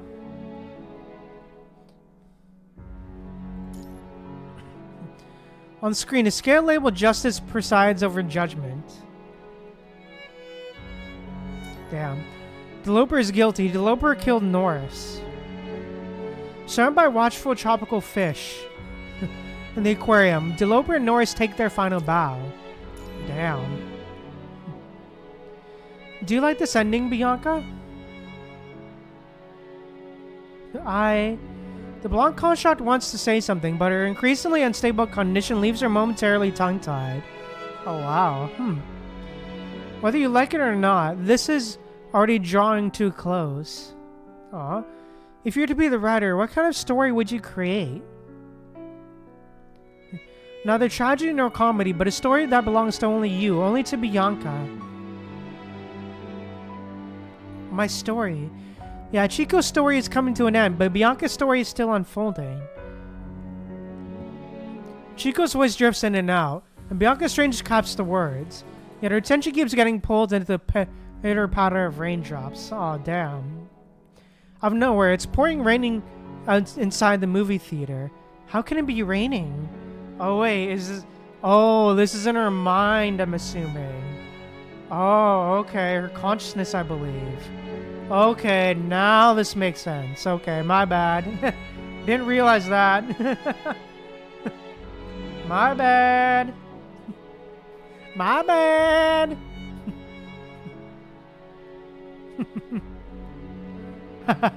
My bad.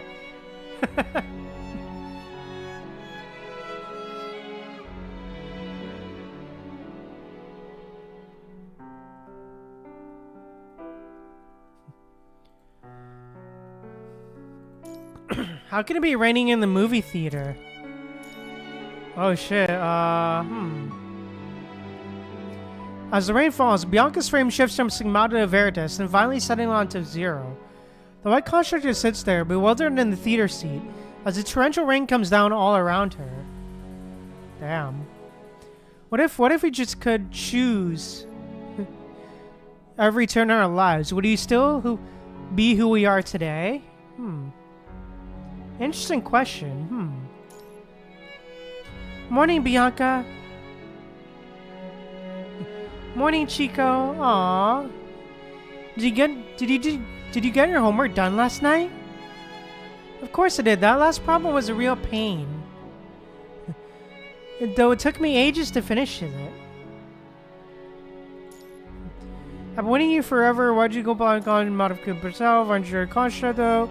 Oh yeah, 2 flashbacks. Damn.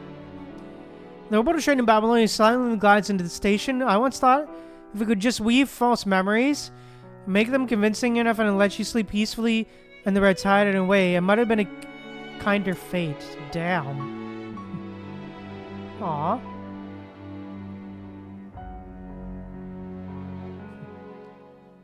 Growing up in Babylonia with a loving family and surrounded by friends, you could take your time. Eventually joining the Science Council or the Star of Life. Aw. But you still chose to become a construct. I tried to steer you away from the purifying force. Hope you join the engineering force of the task force. Instead, somewhere you might have found the bonds you've longed for. Oh, wow. But you still chose the purifying force. Oh, so they're fake memories. Damn. That's just who you are. Bianca. Chico's face stays hidden beneath her umbrella. Hazy and hard to make out. Chico, is that really you? It's me. Her voice is soft and gentle. Aw. How come you're here? I'm here to help you finish the story that's yours. Chico gives a faint smile. Laugh at me how you want, Bianca. Laugh at you? I figured I'd just watch you sink into the world's muck, but here I am instead. Aw. Let me walk you through this final stretch. Damn, aw. The umbrella's edge dips into the train. Dips as a train rumbles nearby. Oh, damn.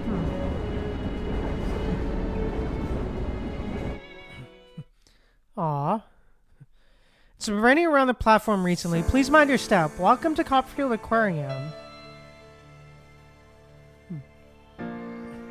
The broadcast plays smoothly, delivering the welcome message along with a notice that seems oddly out of place. Rain starts falling out of nowhere. Within the enclosed space, everything before her blurs into downpour. 5 misty raindrops fall, tracing a cold stinging path down Bianca's skin. Oh, damn. Aw. Wow. I'm sorry, Bianca. Suddenly, the rain seems to split open. And a figure materializes at Bianca's side, holding an umbrella over her. Damn, okay. Chico? With visible effort, Bianca slowly lifts her head, the name barely a whisper as she gazes at the figure. Aw. This is the last gift I can give you. Oh? Gift. Aw, is she dying? Aw. As if on cue, a sudden gust of wind whips up around them. And even the rain seems to hang suspended in the air for a moment. Oh, damn.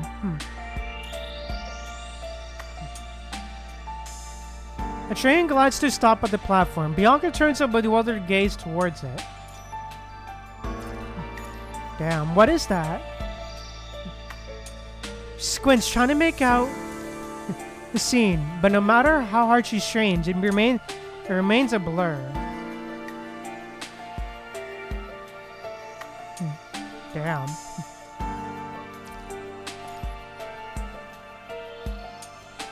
The platform lights flicker out unnoticed, plunging the distance into pitch blackness. Wind and rain howl through the station, making even the steel-reinforced train shudder violently. If you choose, would you rather be a witch or a holy maiden? Ah, flashback to this. Okay, a witch or a holy maiden. The jumbled thoughts slowly untangle, though she still miles from grasping it all. Bianca mumbles the question again, almost without realizing it. Hey, alright. Yeah, if you actually got to choose. What kind of person do you want to be, Bianca? Chico hands to Bianca the umbrella. Then turns to leave. Chico, where are you going?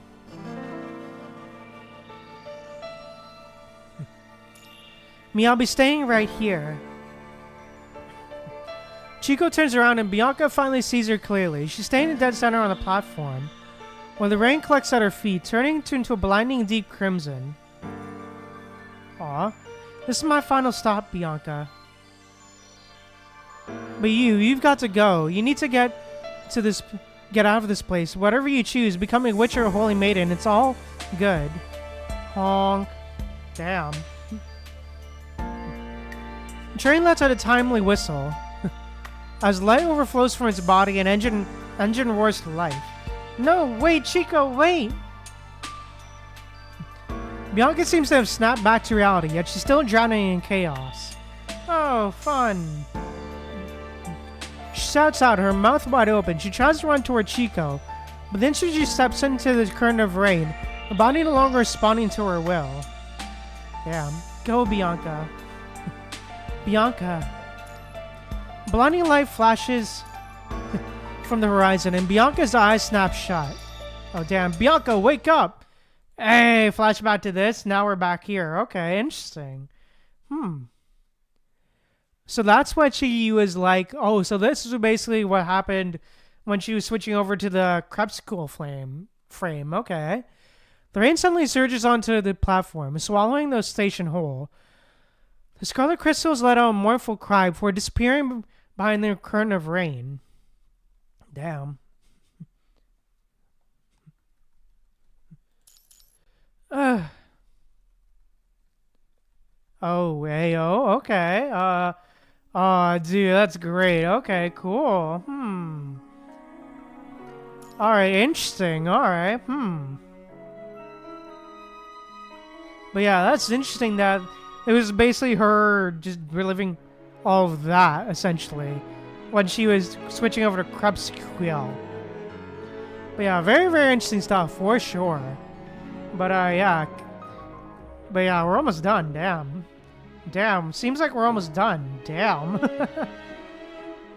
Hey, we actually might get this done today. Let's go.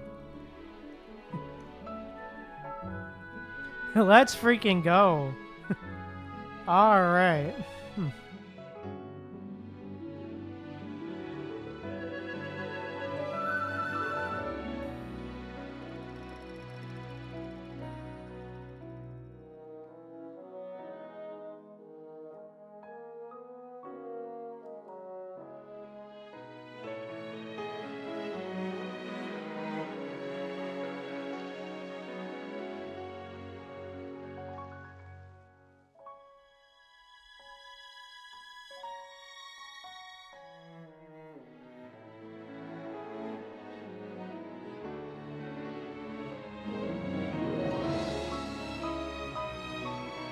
Alright, I'm just gonna grab a snack. I'll be back in a minute. I'm just gonna grab a little bit of food. So I'll be back in a minute.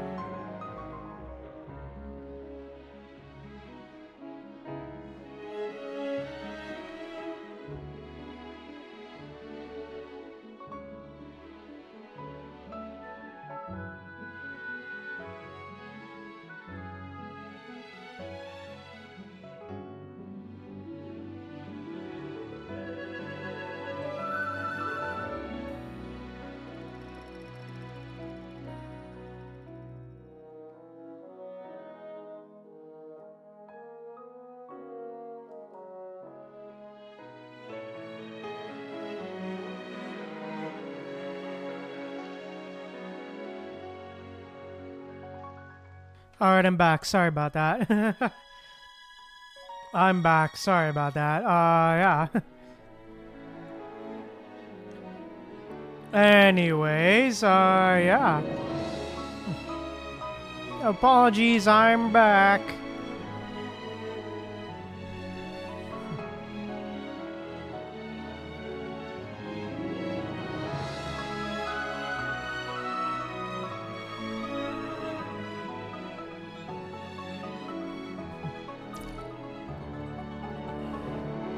Oh, we're back here. Okay, cool. Okay, interesting. All right. Did not notice that. Okay. Anyways, yeah, let's keep going. All right, Faith. All right, let's go. Outside the tent, the rain is coming down in sheets, threatening to rip every plant from the mountainside and wash away all the soil. Oh, fun. The followers of Scarlet Revelation are huddled inside the tent, watching the deluge with growing anxiety. Oh? How can the rain be this heavy? Worriedly, Grace needs the linen pouch with pebbles and silently asks, when will the rain stop? After a moment's deliberation, she pulls out the first pebble her fingers touch. It's a wooden rune representing the letter H. Hail. Delay, restriction, termination. This isn't actually a stellar divination result. When you're powerless to change circumstances, all you can do is put your faith and belief. Even though Grace was initially good at divination, she's really gotten the hang of it over time. Damn. God, please guide us. The supplies are running low, and the seeds which is planted here have been completely washed away by the rain. God, please guide us and show us the way forward. Grace closes her eyes and murmurs a prayer for a moment before picking up the linen pouch again. After a quick shake, she lays the bag flat on the table and draws out another rune. This time, it's a rune carved out of a stone. In a world like this, she's simply out of luck when it comes to getting a complete set of matching stone or wooden divination tools. Oh, fun. It represents the letter N. Restriction, necessary peril. Alright, damn. Grace knits her eyebrows together as she gathers up all the rune pebbles. Lady Relationist, has God granted us new orders? Noticing Grace tucking away her runes, the followers swarm her. Desperate for the reassurance they crave, the rain will let up soon and they will definitely make it through this. Hey, alright. Look at their dawn. Look at the drawn, hungry faces. Grace steels herself and trots out her usual speech again. God says we must endure. Our current hardships are a test, and afterward, we will surely overcome these difficulties. Damn, alright. Aha.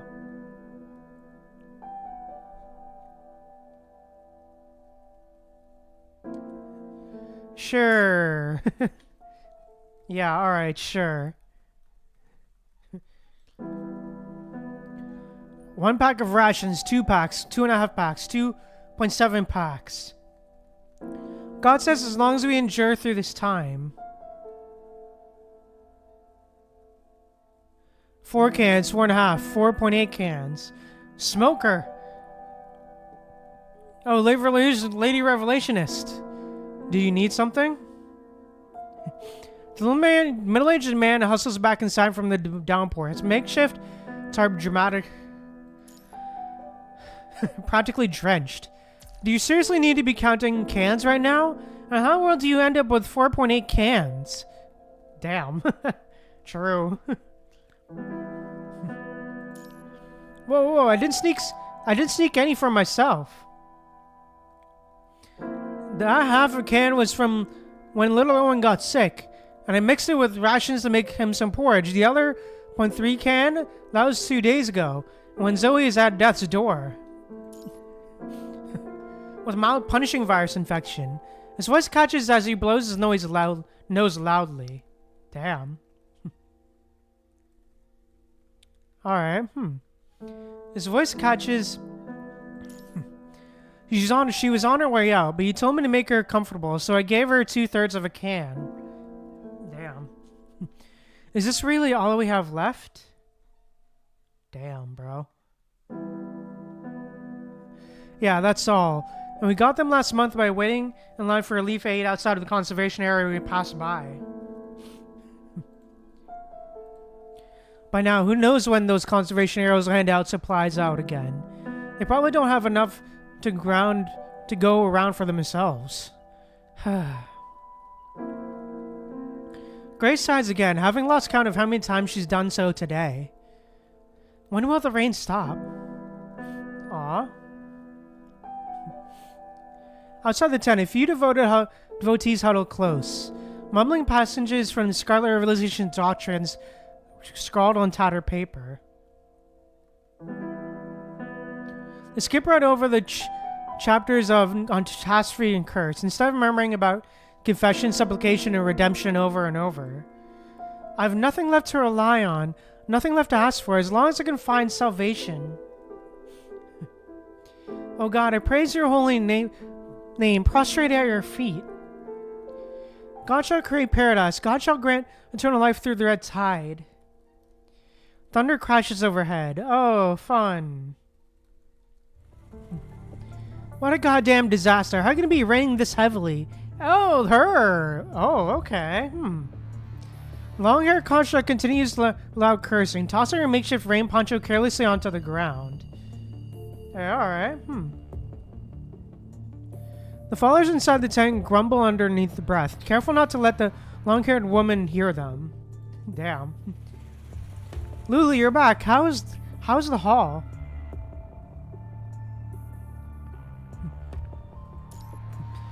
If you can even call this a hall. She roughly tosses a rain-soaked package onto the ground beside Grace. The package spills open, revealing just 2 rolls of bandages, an unopened can of fruit, a bag of fruit that looks like it's been stored since the dawn of time, and a measly handful of rice grains. Here's the fruit of your divination. Long-haired woman takes a deep breath, clearly biting back the string of curses.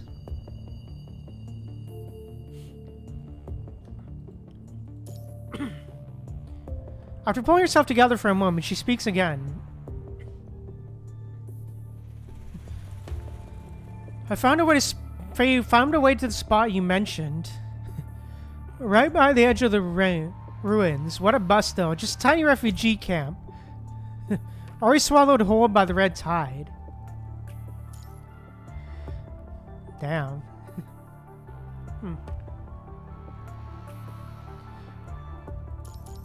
Seriously, waded through hell and high water, battling corrupt and those nasty clinging hetero creatures, just to drag this pathetic haul. And your divination didn't exactly clue us in on the downpour, did it? My gun nearly got jammed because of it.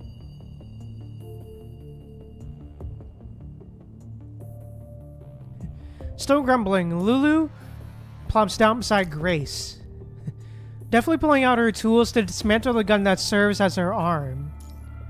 Thanks for everything, Lulu. At least we'll have something to eat tonight. Aw. As long as you can appreciate my suffering. Damn. The female construct lets out a snort, then goes back to tinkering with her arm. Soon a metal pot is bubbling over a crackling campfire. It's really cool, like... Honestly, it's really cool to, like, see this type of thing, you know?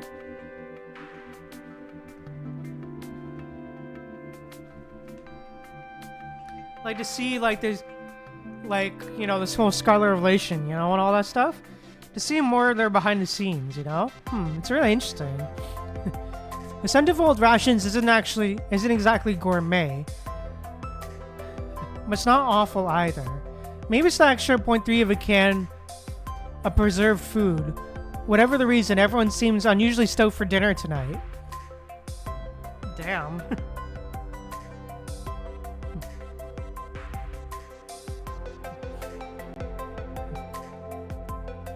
O God of the Red Tide, we thank you for providing us with food.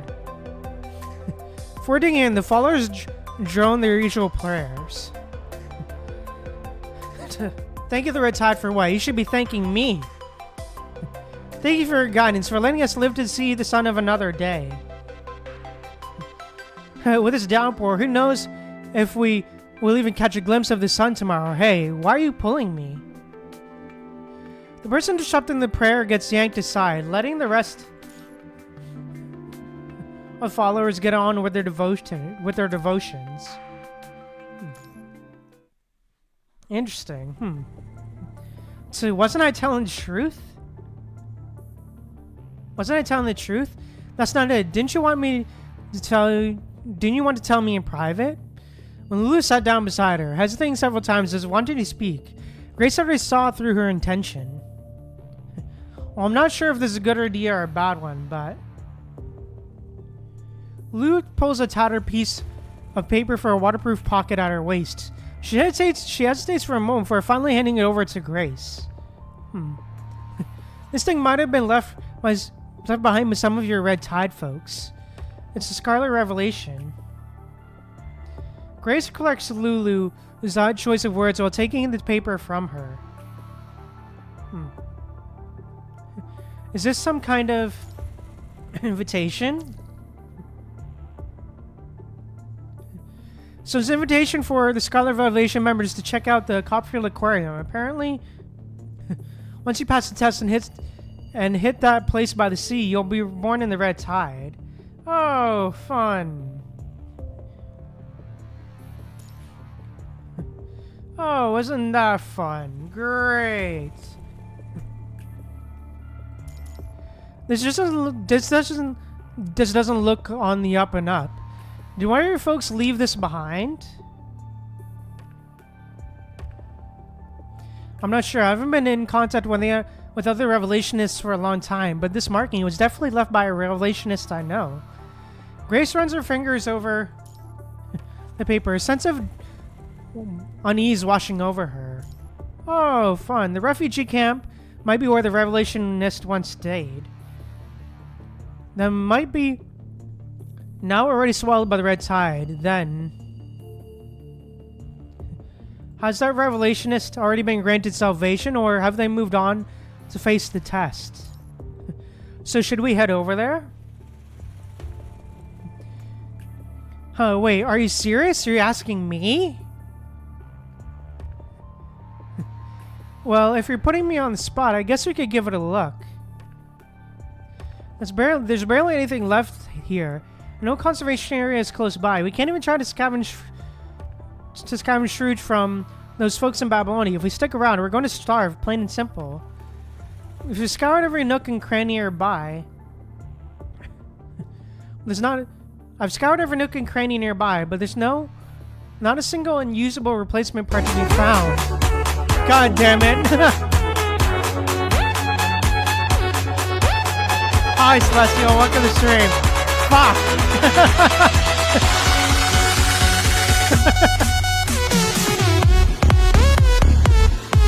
God damn it.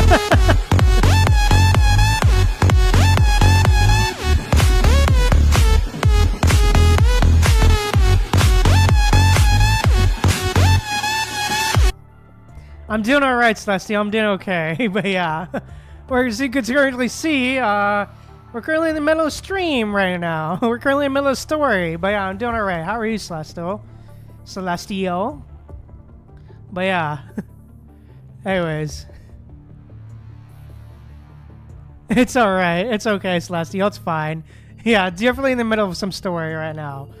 We basically finished the main story. I'm pretty sure of this chapter already. I'm pretty sure we're right in the middle of like a quote-unquote sort of epilogue, kind of. Sort of, I guess. It's kind of where I put it. But yeah, we basically were able to save... To basically summarize what you missed, we basically were able to save everybody, everybody pitched in to save, to stop the sea from being infected from the Red Tide. Including the Forsaken, and because we got to see Watanabe again. After a long time, we got to see Watanabe again. and because he helped out as well. But also, but yeah, we ultimately saved him, and then yeah, power of friendship, basically, yeah, and also like, yeah, wow, for real, just the power of human spirit and unity, basically. And also Bianca being there in her new frame and all that stuff, but yeah. Anyways, yeah. But yeah, essentially we were able to like see basically we got the header shard, and basically we're able to see visions again, another vision again of what would have happened had we, you know, had Bianca not switched frames, basically, of basically what happened in basically of the events of Across the Ruined Sea. We basically saw a vision of that. Chapter 20, basically. Yeah, the what if, basically. Basically of, like, what actually already happened before the whole... What already happened, like, which was, like, the events of Chapter 20. Basically, which is what actually already happened, but was essentially wiped out because of the whole hetero tower thing, essentially. So yeah, there's that. And then yeah, we also basically learned that Vonnegut plans to both revive the hetero tower and the whole Cathilla thing at the same time. It's basically going to try to do the same thing at the same time now. And also it was basically, yeah, blah, for real. So basically what the whole hetero, you know whole hetero tower thing, what that basically did, essentially, from what I understand, is it basically erased everything. It basically erased what happened from before Lucia entered the tower, Lucia and the commandant entered the tower, to like after, you know, Lee, till I believe until after like Lee got out, I believe everything from like Lee coming out of the tower to Lucia going into the tower is basically all gone. It's basically just been erased, essentially. And we're basically in a new timeline, essentially. So yeah, essentially changing the past, for real, Celestial, yeah. So yeah.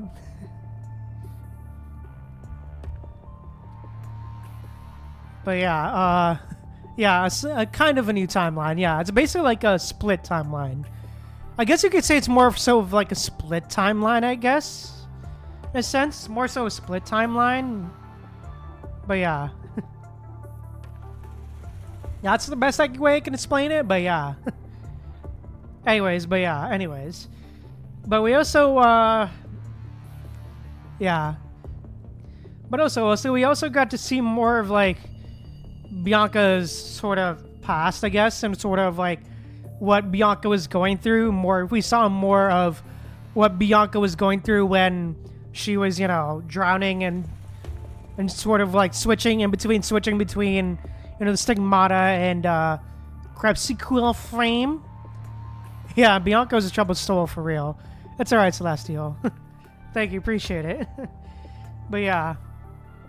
You basically saw that. We basically got to see Chico again. And basically how, you know, Bianca, you know,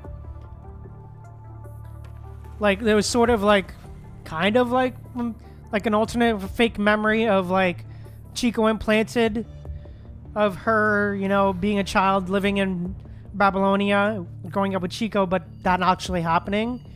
And then another fake memory of Bianca becoming conscious and, you know, hunting down traitors and all that stuff. And then, yeah. And then, of course, it looped all the way back around to Chico basically saying in, like, her, Bianca's consciousness being like, no, go ahead, go live your life. It's my time to die, essentially. Basically, essentially, yeah. And then now we're here with, and then of course that ended with Bianca waking up, like in the main story, like in the main story node that we went before, story node we went before, but yeah. And then now, in this node, we're with the Scarlet Revelation, see what they're up to and what it seems like, what happened before they arrived at the. From what it seems, what happened before they arrived at the aquarium. Yeah, what they were doing before they arrived at the aquarium. But yeah. This is where we're currently at right now with this.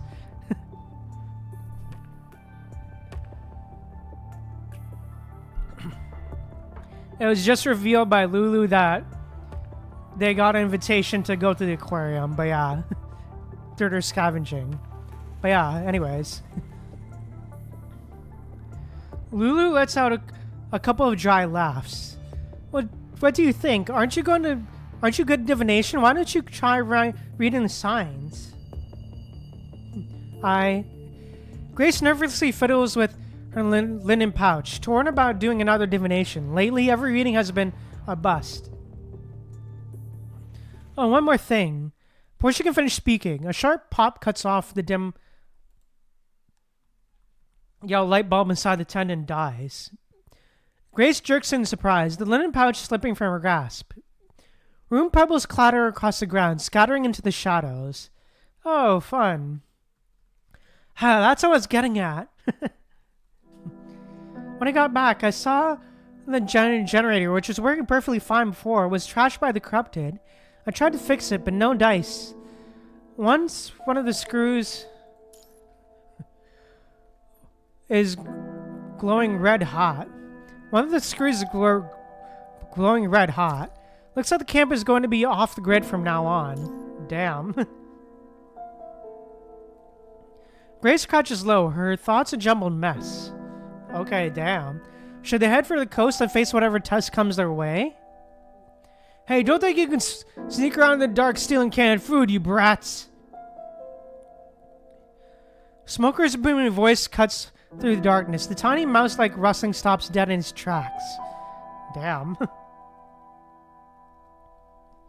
Stay away from the supply crates. Back off. Back up. Listen up. Those who steal food will never enter the red tide. And be reborn. No stealing meat cans and absolutely no stealing fruit cans. The scattered footsteps echo as the children jostle and shove each other, putting distance between themselves and the crates. Damn. Alright.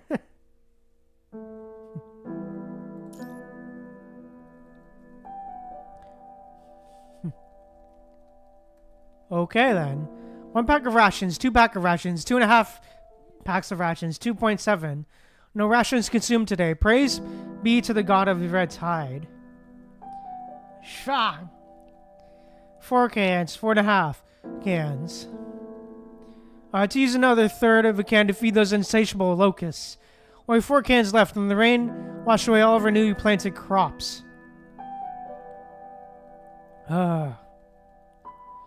Smoker sighs heavily, completely missing Grace and Lula as they huddle behind the supply crates. He finishes his inventory count and steps out of the tent. Oh, fun. Should they go to the seaside? Grace fumbles around in the darkness and accidentally touches the first rune on the ground. Carriage travel and all your dealings will pan out in your favor. Oh, fun. Yeah, sure, definitely not a lie. Hey, why do you suddenly look like you've had some huge realization? It's nothing. The divine already gave me the answer. Oh, great.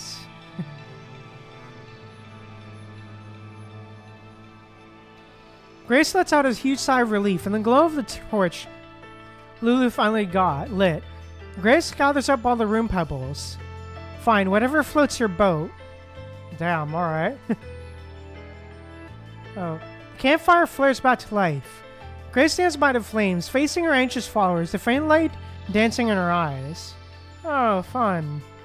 Everyone, God has shown us the path forward. I've just received new divine revelation. Thank goodness, Lady Revelationist. God has bestowed upon us a new test. In the firelight, the Scarlet Revelation emblem on the worn letter stands out prominently. She tosses the letter into the campfire just as the wind whips through the tent. The flames swallow the paper. The sparkling crimson embers, breaking free, suddenly shoot skyward. We'll set out for the seaside to face this divine test. If we pass this test, we will enter rebirth. Oh God, I praise your holy name, prostrate at your feet. God shall create a paradise. God shall grant eternal life through the red tide. Prostrate on the ground, their followers murmur the doctrines of the Scarlet Revelation. Then with a flurry of activity, they start taking stock of their meager supplies, preparing for the journey ahead. Oh, fun. Grace stands in the center of the tent, her fingers idly toying with the linen pouch that holds her rune pebbles. She simply doesn't dare perform another divination, fearing yet another unfavorable outcome. Oh, fun. She can only pin her hopes on what's to come. Our carriage travel and all your dealings will be in your favor. Oh, fun.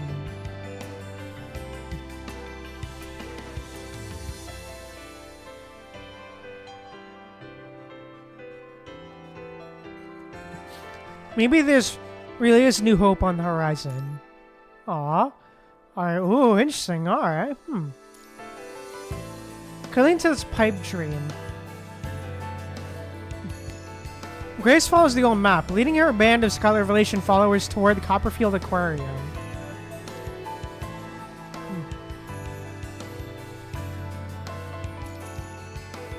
Oh, the music, dude. The place where people supposedly find rebirth. Yeah, pretty whale and dolphins for real, Celestial. Hey, yeah, for real. Hey, alright, Hey, okay, cool. Interesting, alright, Yeah, music is pretty nice, really nice for real, Celestial.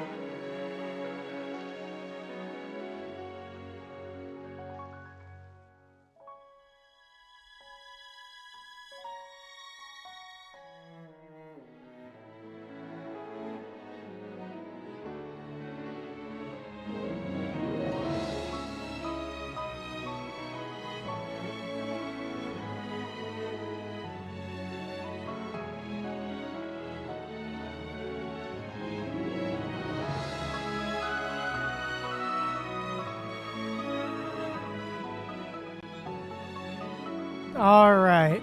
But, yeah, really good stuff, man. But, yeah. I think with that said, it's time for the final node of this time for the final story node of this chapter. Let's go. Trial.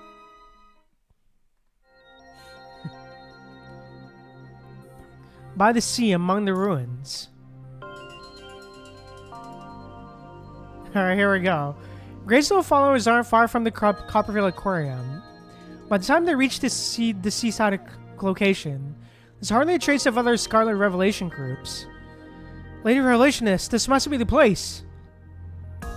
We've made it here, so does that mean we passed the test? No, this is only the beginning. God taught us to be patient, to wait. Lady Revelationist, is there truly rebirth in the red tide? Of course, the rebirth within the red tide is beautiful. Is it though? Highly doubt that. Yeah, sure, highly doubt that.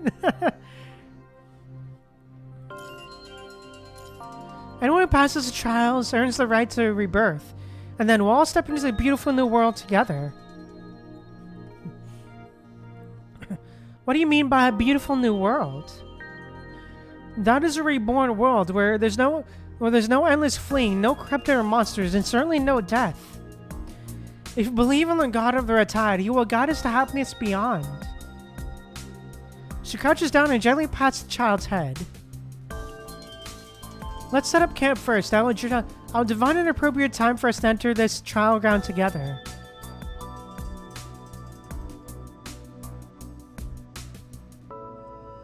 Damn. Some followers grumble, but the Grace being the revolutionist, they don't dare voice their complaints. Lulu clears out a depopulated refugee camp nearby. That's where they set up their temporary base. We got 4 cans left, 1 bag of compressed rations, and some of the rice deity gave us can be used as seeds. As for the rest of the rice, the stuff we can't plant, let's eat this time around. Otherwise, there's nothing else to eat. Smoker drops the supply crate with a hard thud and storms out of the tent. Damn. Well, looks like someone's losing their touch around here.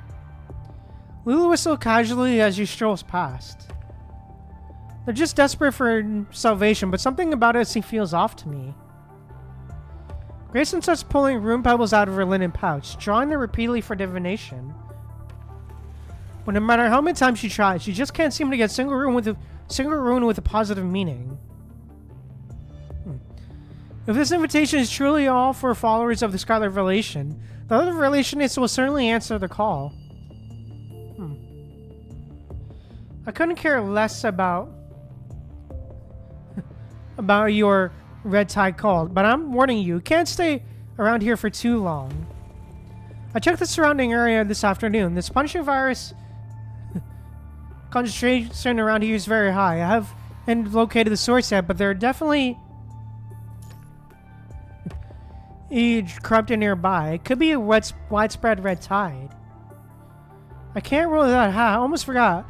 That's what y'all came here for in the first place. If you're all planning to hold hands and dive straight into red tide together, count me out. I've got my own business to attend to. True. I understand.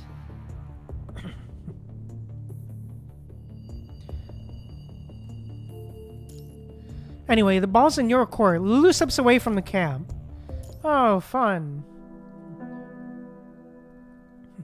The first day at camp. It's dead quiet, except for the lone corrupted. For a lone corrupted that creeps up to the camp. Luckily, Lulu takes care of it with a single shot. Hey, alright.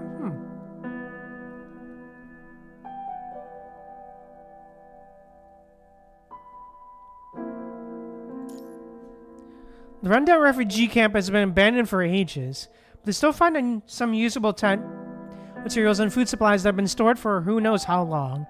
Not exactly a gourmet, but edible though. These supplies solve the followers' food situation for the day. After filling their stomachs, everyone's spirits seem to lift as they gather around the campfire in prayer. Oh, fun. The second day at camp. Lulu scouts ahead alone, heading toward the aquarium. When she gets back, she tells Grace the punching concentration is dangerously high there.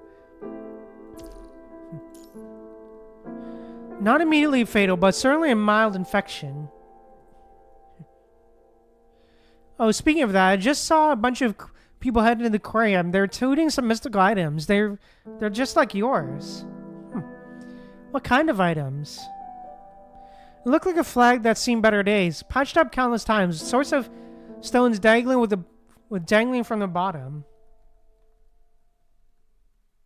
That's Nether, the glory banner. He's a revelationist too.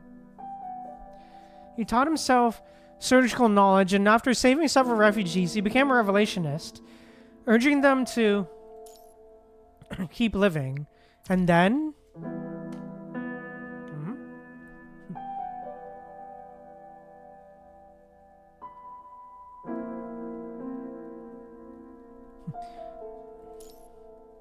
And then that's it. I watched them walk in, and I came back.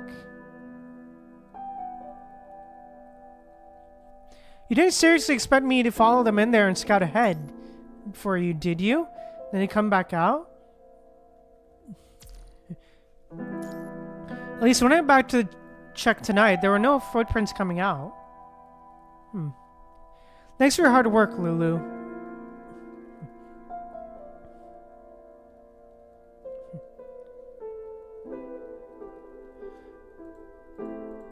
Oh, damn, fun. You should know with a single piece of my intel is used to fetch back in the day. Lulu rolls her eyes and leaves the tent. Oh, fun. Third day at camp.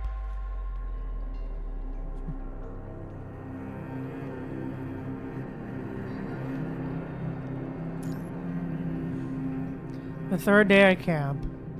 Punishing virus concentration here is just too high. It's only been 3 days, but some people are already showing early signs of infection. Their skin is deteriorating and they're having hallucinations.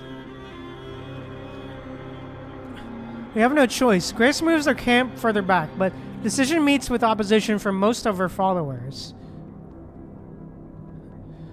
No revolutionist. We've already made it to the trial ground.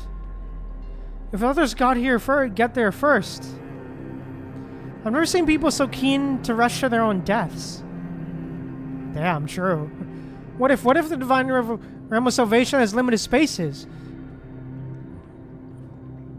What if other people stop on those spots first and were left out in the cold?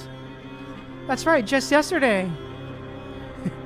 I overheard that woman say Revelationist Nether has already ushered his followers into the trial ground. What? They've already beaten us to it. The Revolutionists, please, take us to the trial ground. Take us to the trial ground. Silence, please. I fear your longing, everyone. But tell me, do you truly wish to cross into salvation burdened by sickness and suffering? The boisterous camp grows dead for a beat. We'll withdraw from the camp for now, but the moment divine whispers reveal the path, I will lead you there without delay. Oh, fun. Yeah, sure. Her followers grumble, but they go along with it. The camp picks up a spot where the punching virus isn't so thick in the air.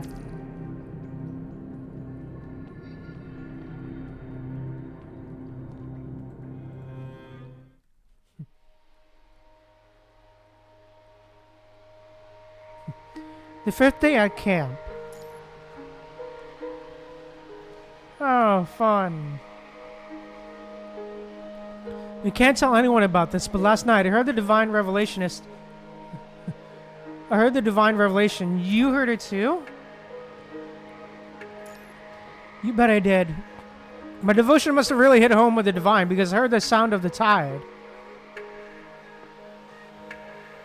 I left the camp, followed the sound, and then I saw Lord Nether, the glory banner.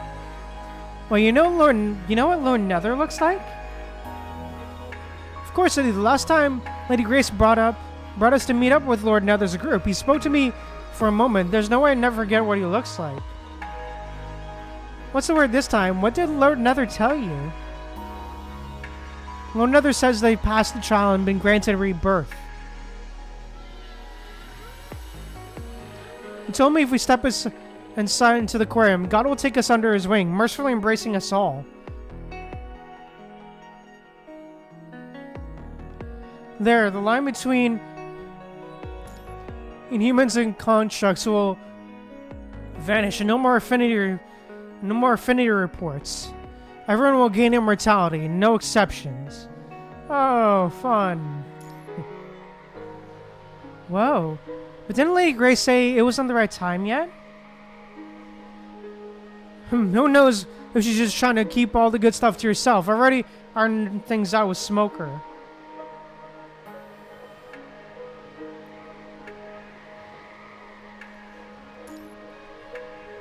Tomorrow night, the 7th day at camp.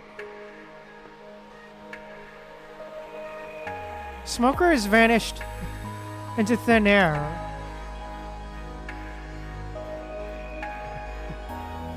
Taking the last 4 cans of food, 3 meat, 1 fruit. Oh, fun. When did you last see Smoker? It was last night. I saw Smoker leaving Marvin and the others. Others saying they were going to the aquarium. The father mutters, yet his voice betrays a profound yearning. Smoker and Marvin, they both heard the divine revelation. They claimed that by following the sound of the tide, they saw Lord Nether and the glory banner and a handful of other revelations right there on the red tide by the sea. What else? He asked me to go with them. Said the divine revelation promised that if we enter the aquarium, passed the trial and made it all the way to the bottom, we'd be granted eternal life. They said that in there. The difference between constructs and humans, no need to work. There's no difference between constructs and humans. No need to work or struggle. Everyone can be reborn as equals.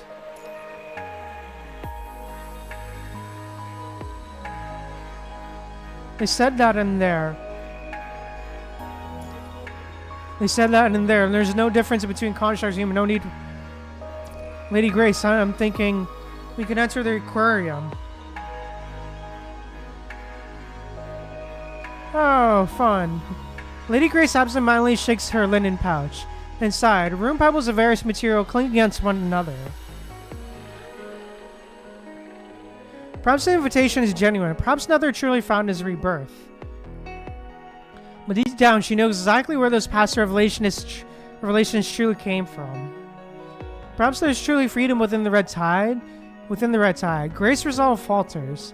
Her next step is clear. She needs to tell Lulu they've made the decision to enter the child ground and achieve rebirth. Lulu would leave this place, and after that... Instinctively, Grace flattens her pouch, reaches inside, and pulls out the first rooms her her fingers touch. The stone is completely blank. How? Every single room pebble in the pouch was placed there by Grace herself, and she's absolutely certain there was never a blank one among them. When did this one get mixed in? Was it when she spilled them in the test tent and actually picked it up in the darkness, or... Oh, damn.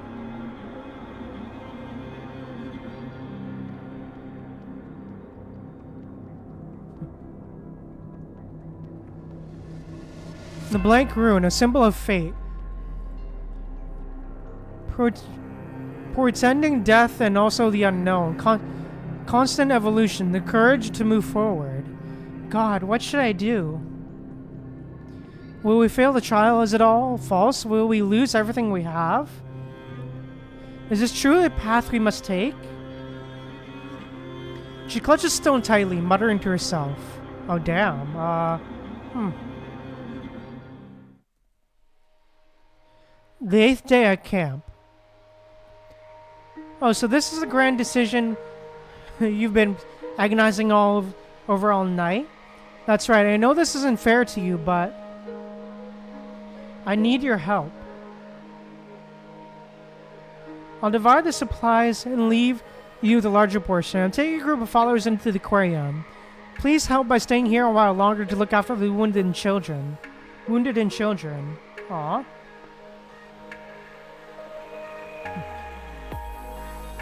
I just can't wrap my head around what you're thinking. I'm sorry, just consider this my last request after I saved your life. I'm not sure we'll make it back if we don't.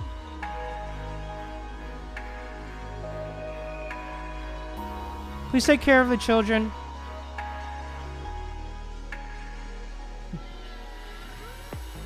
If we don't, please take care of the children and the injured.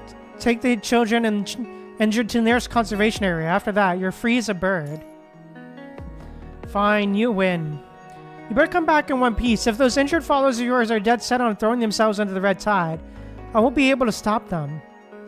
Damn. I'm counting on you. When are you off? Right now. Hey, isn't this way too fast? Open trial. It'll all work out for the best. Grace waves the crowbar in her hand, gathering her followers around her. We're about to step into the trial ground, where a trial begins. I've nothing left to rely on, nothing left to ask for, as long as I can find salvation. Oh God, I praise your holy name, prostrate at your feet. God shall create paradise, God shall grant eternal life through the red tide. Oh, fun. Wasn't that reassuring? They form into a group, becoming the last team of Scarlet Revelation members to ever enter the aquarium, the trial ground. Their trial ground. Oh, wasn't that a fun ending? Wasn't that a fun ending? Wow. And then, of course, we know what happens after that. But yeah, anyways. But yeah, damn. What a chapter, dude. Damn, okay. What a chapter, man. Wow. That was quite a chapter. Well then, for real. What a note to end the chapter on, for real, Celestial. What a note to end the chapter on. Damn. What a note to end the chapter on. Jesus. But yeah, wow. But yeah, overall, man, really, really great chapter. I really enjoyed it. It's really cool. Really good to like see the differences, for real. Yeah, have to wrap your head around for that one, for real, Celestial.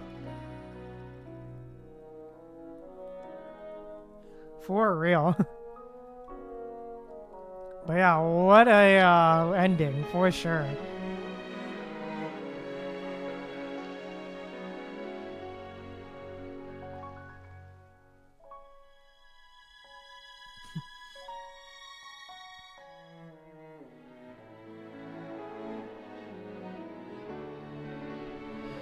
But yeah, overall, man.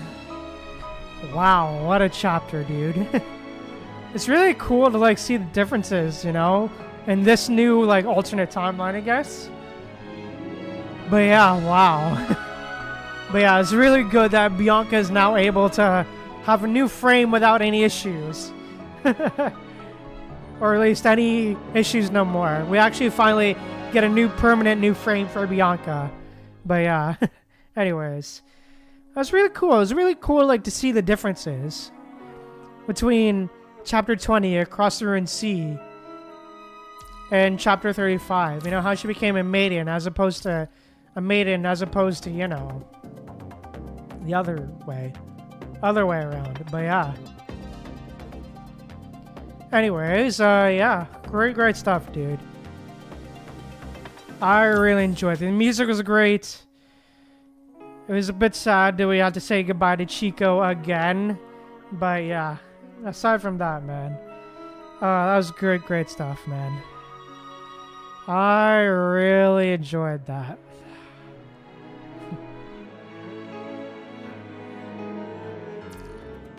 Tired?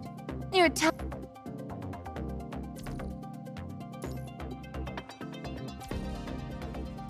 But yeah, wow. That was a lot. And man, what a patch, dude. Oh, man.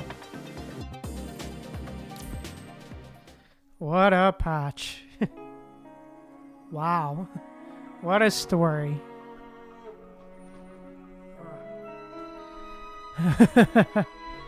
But yeah.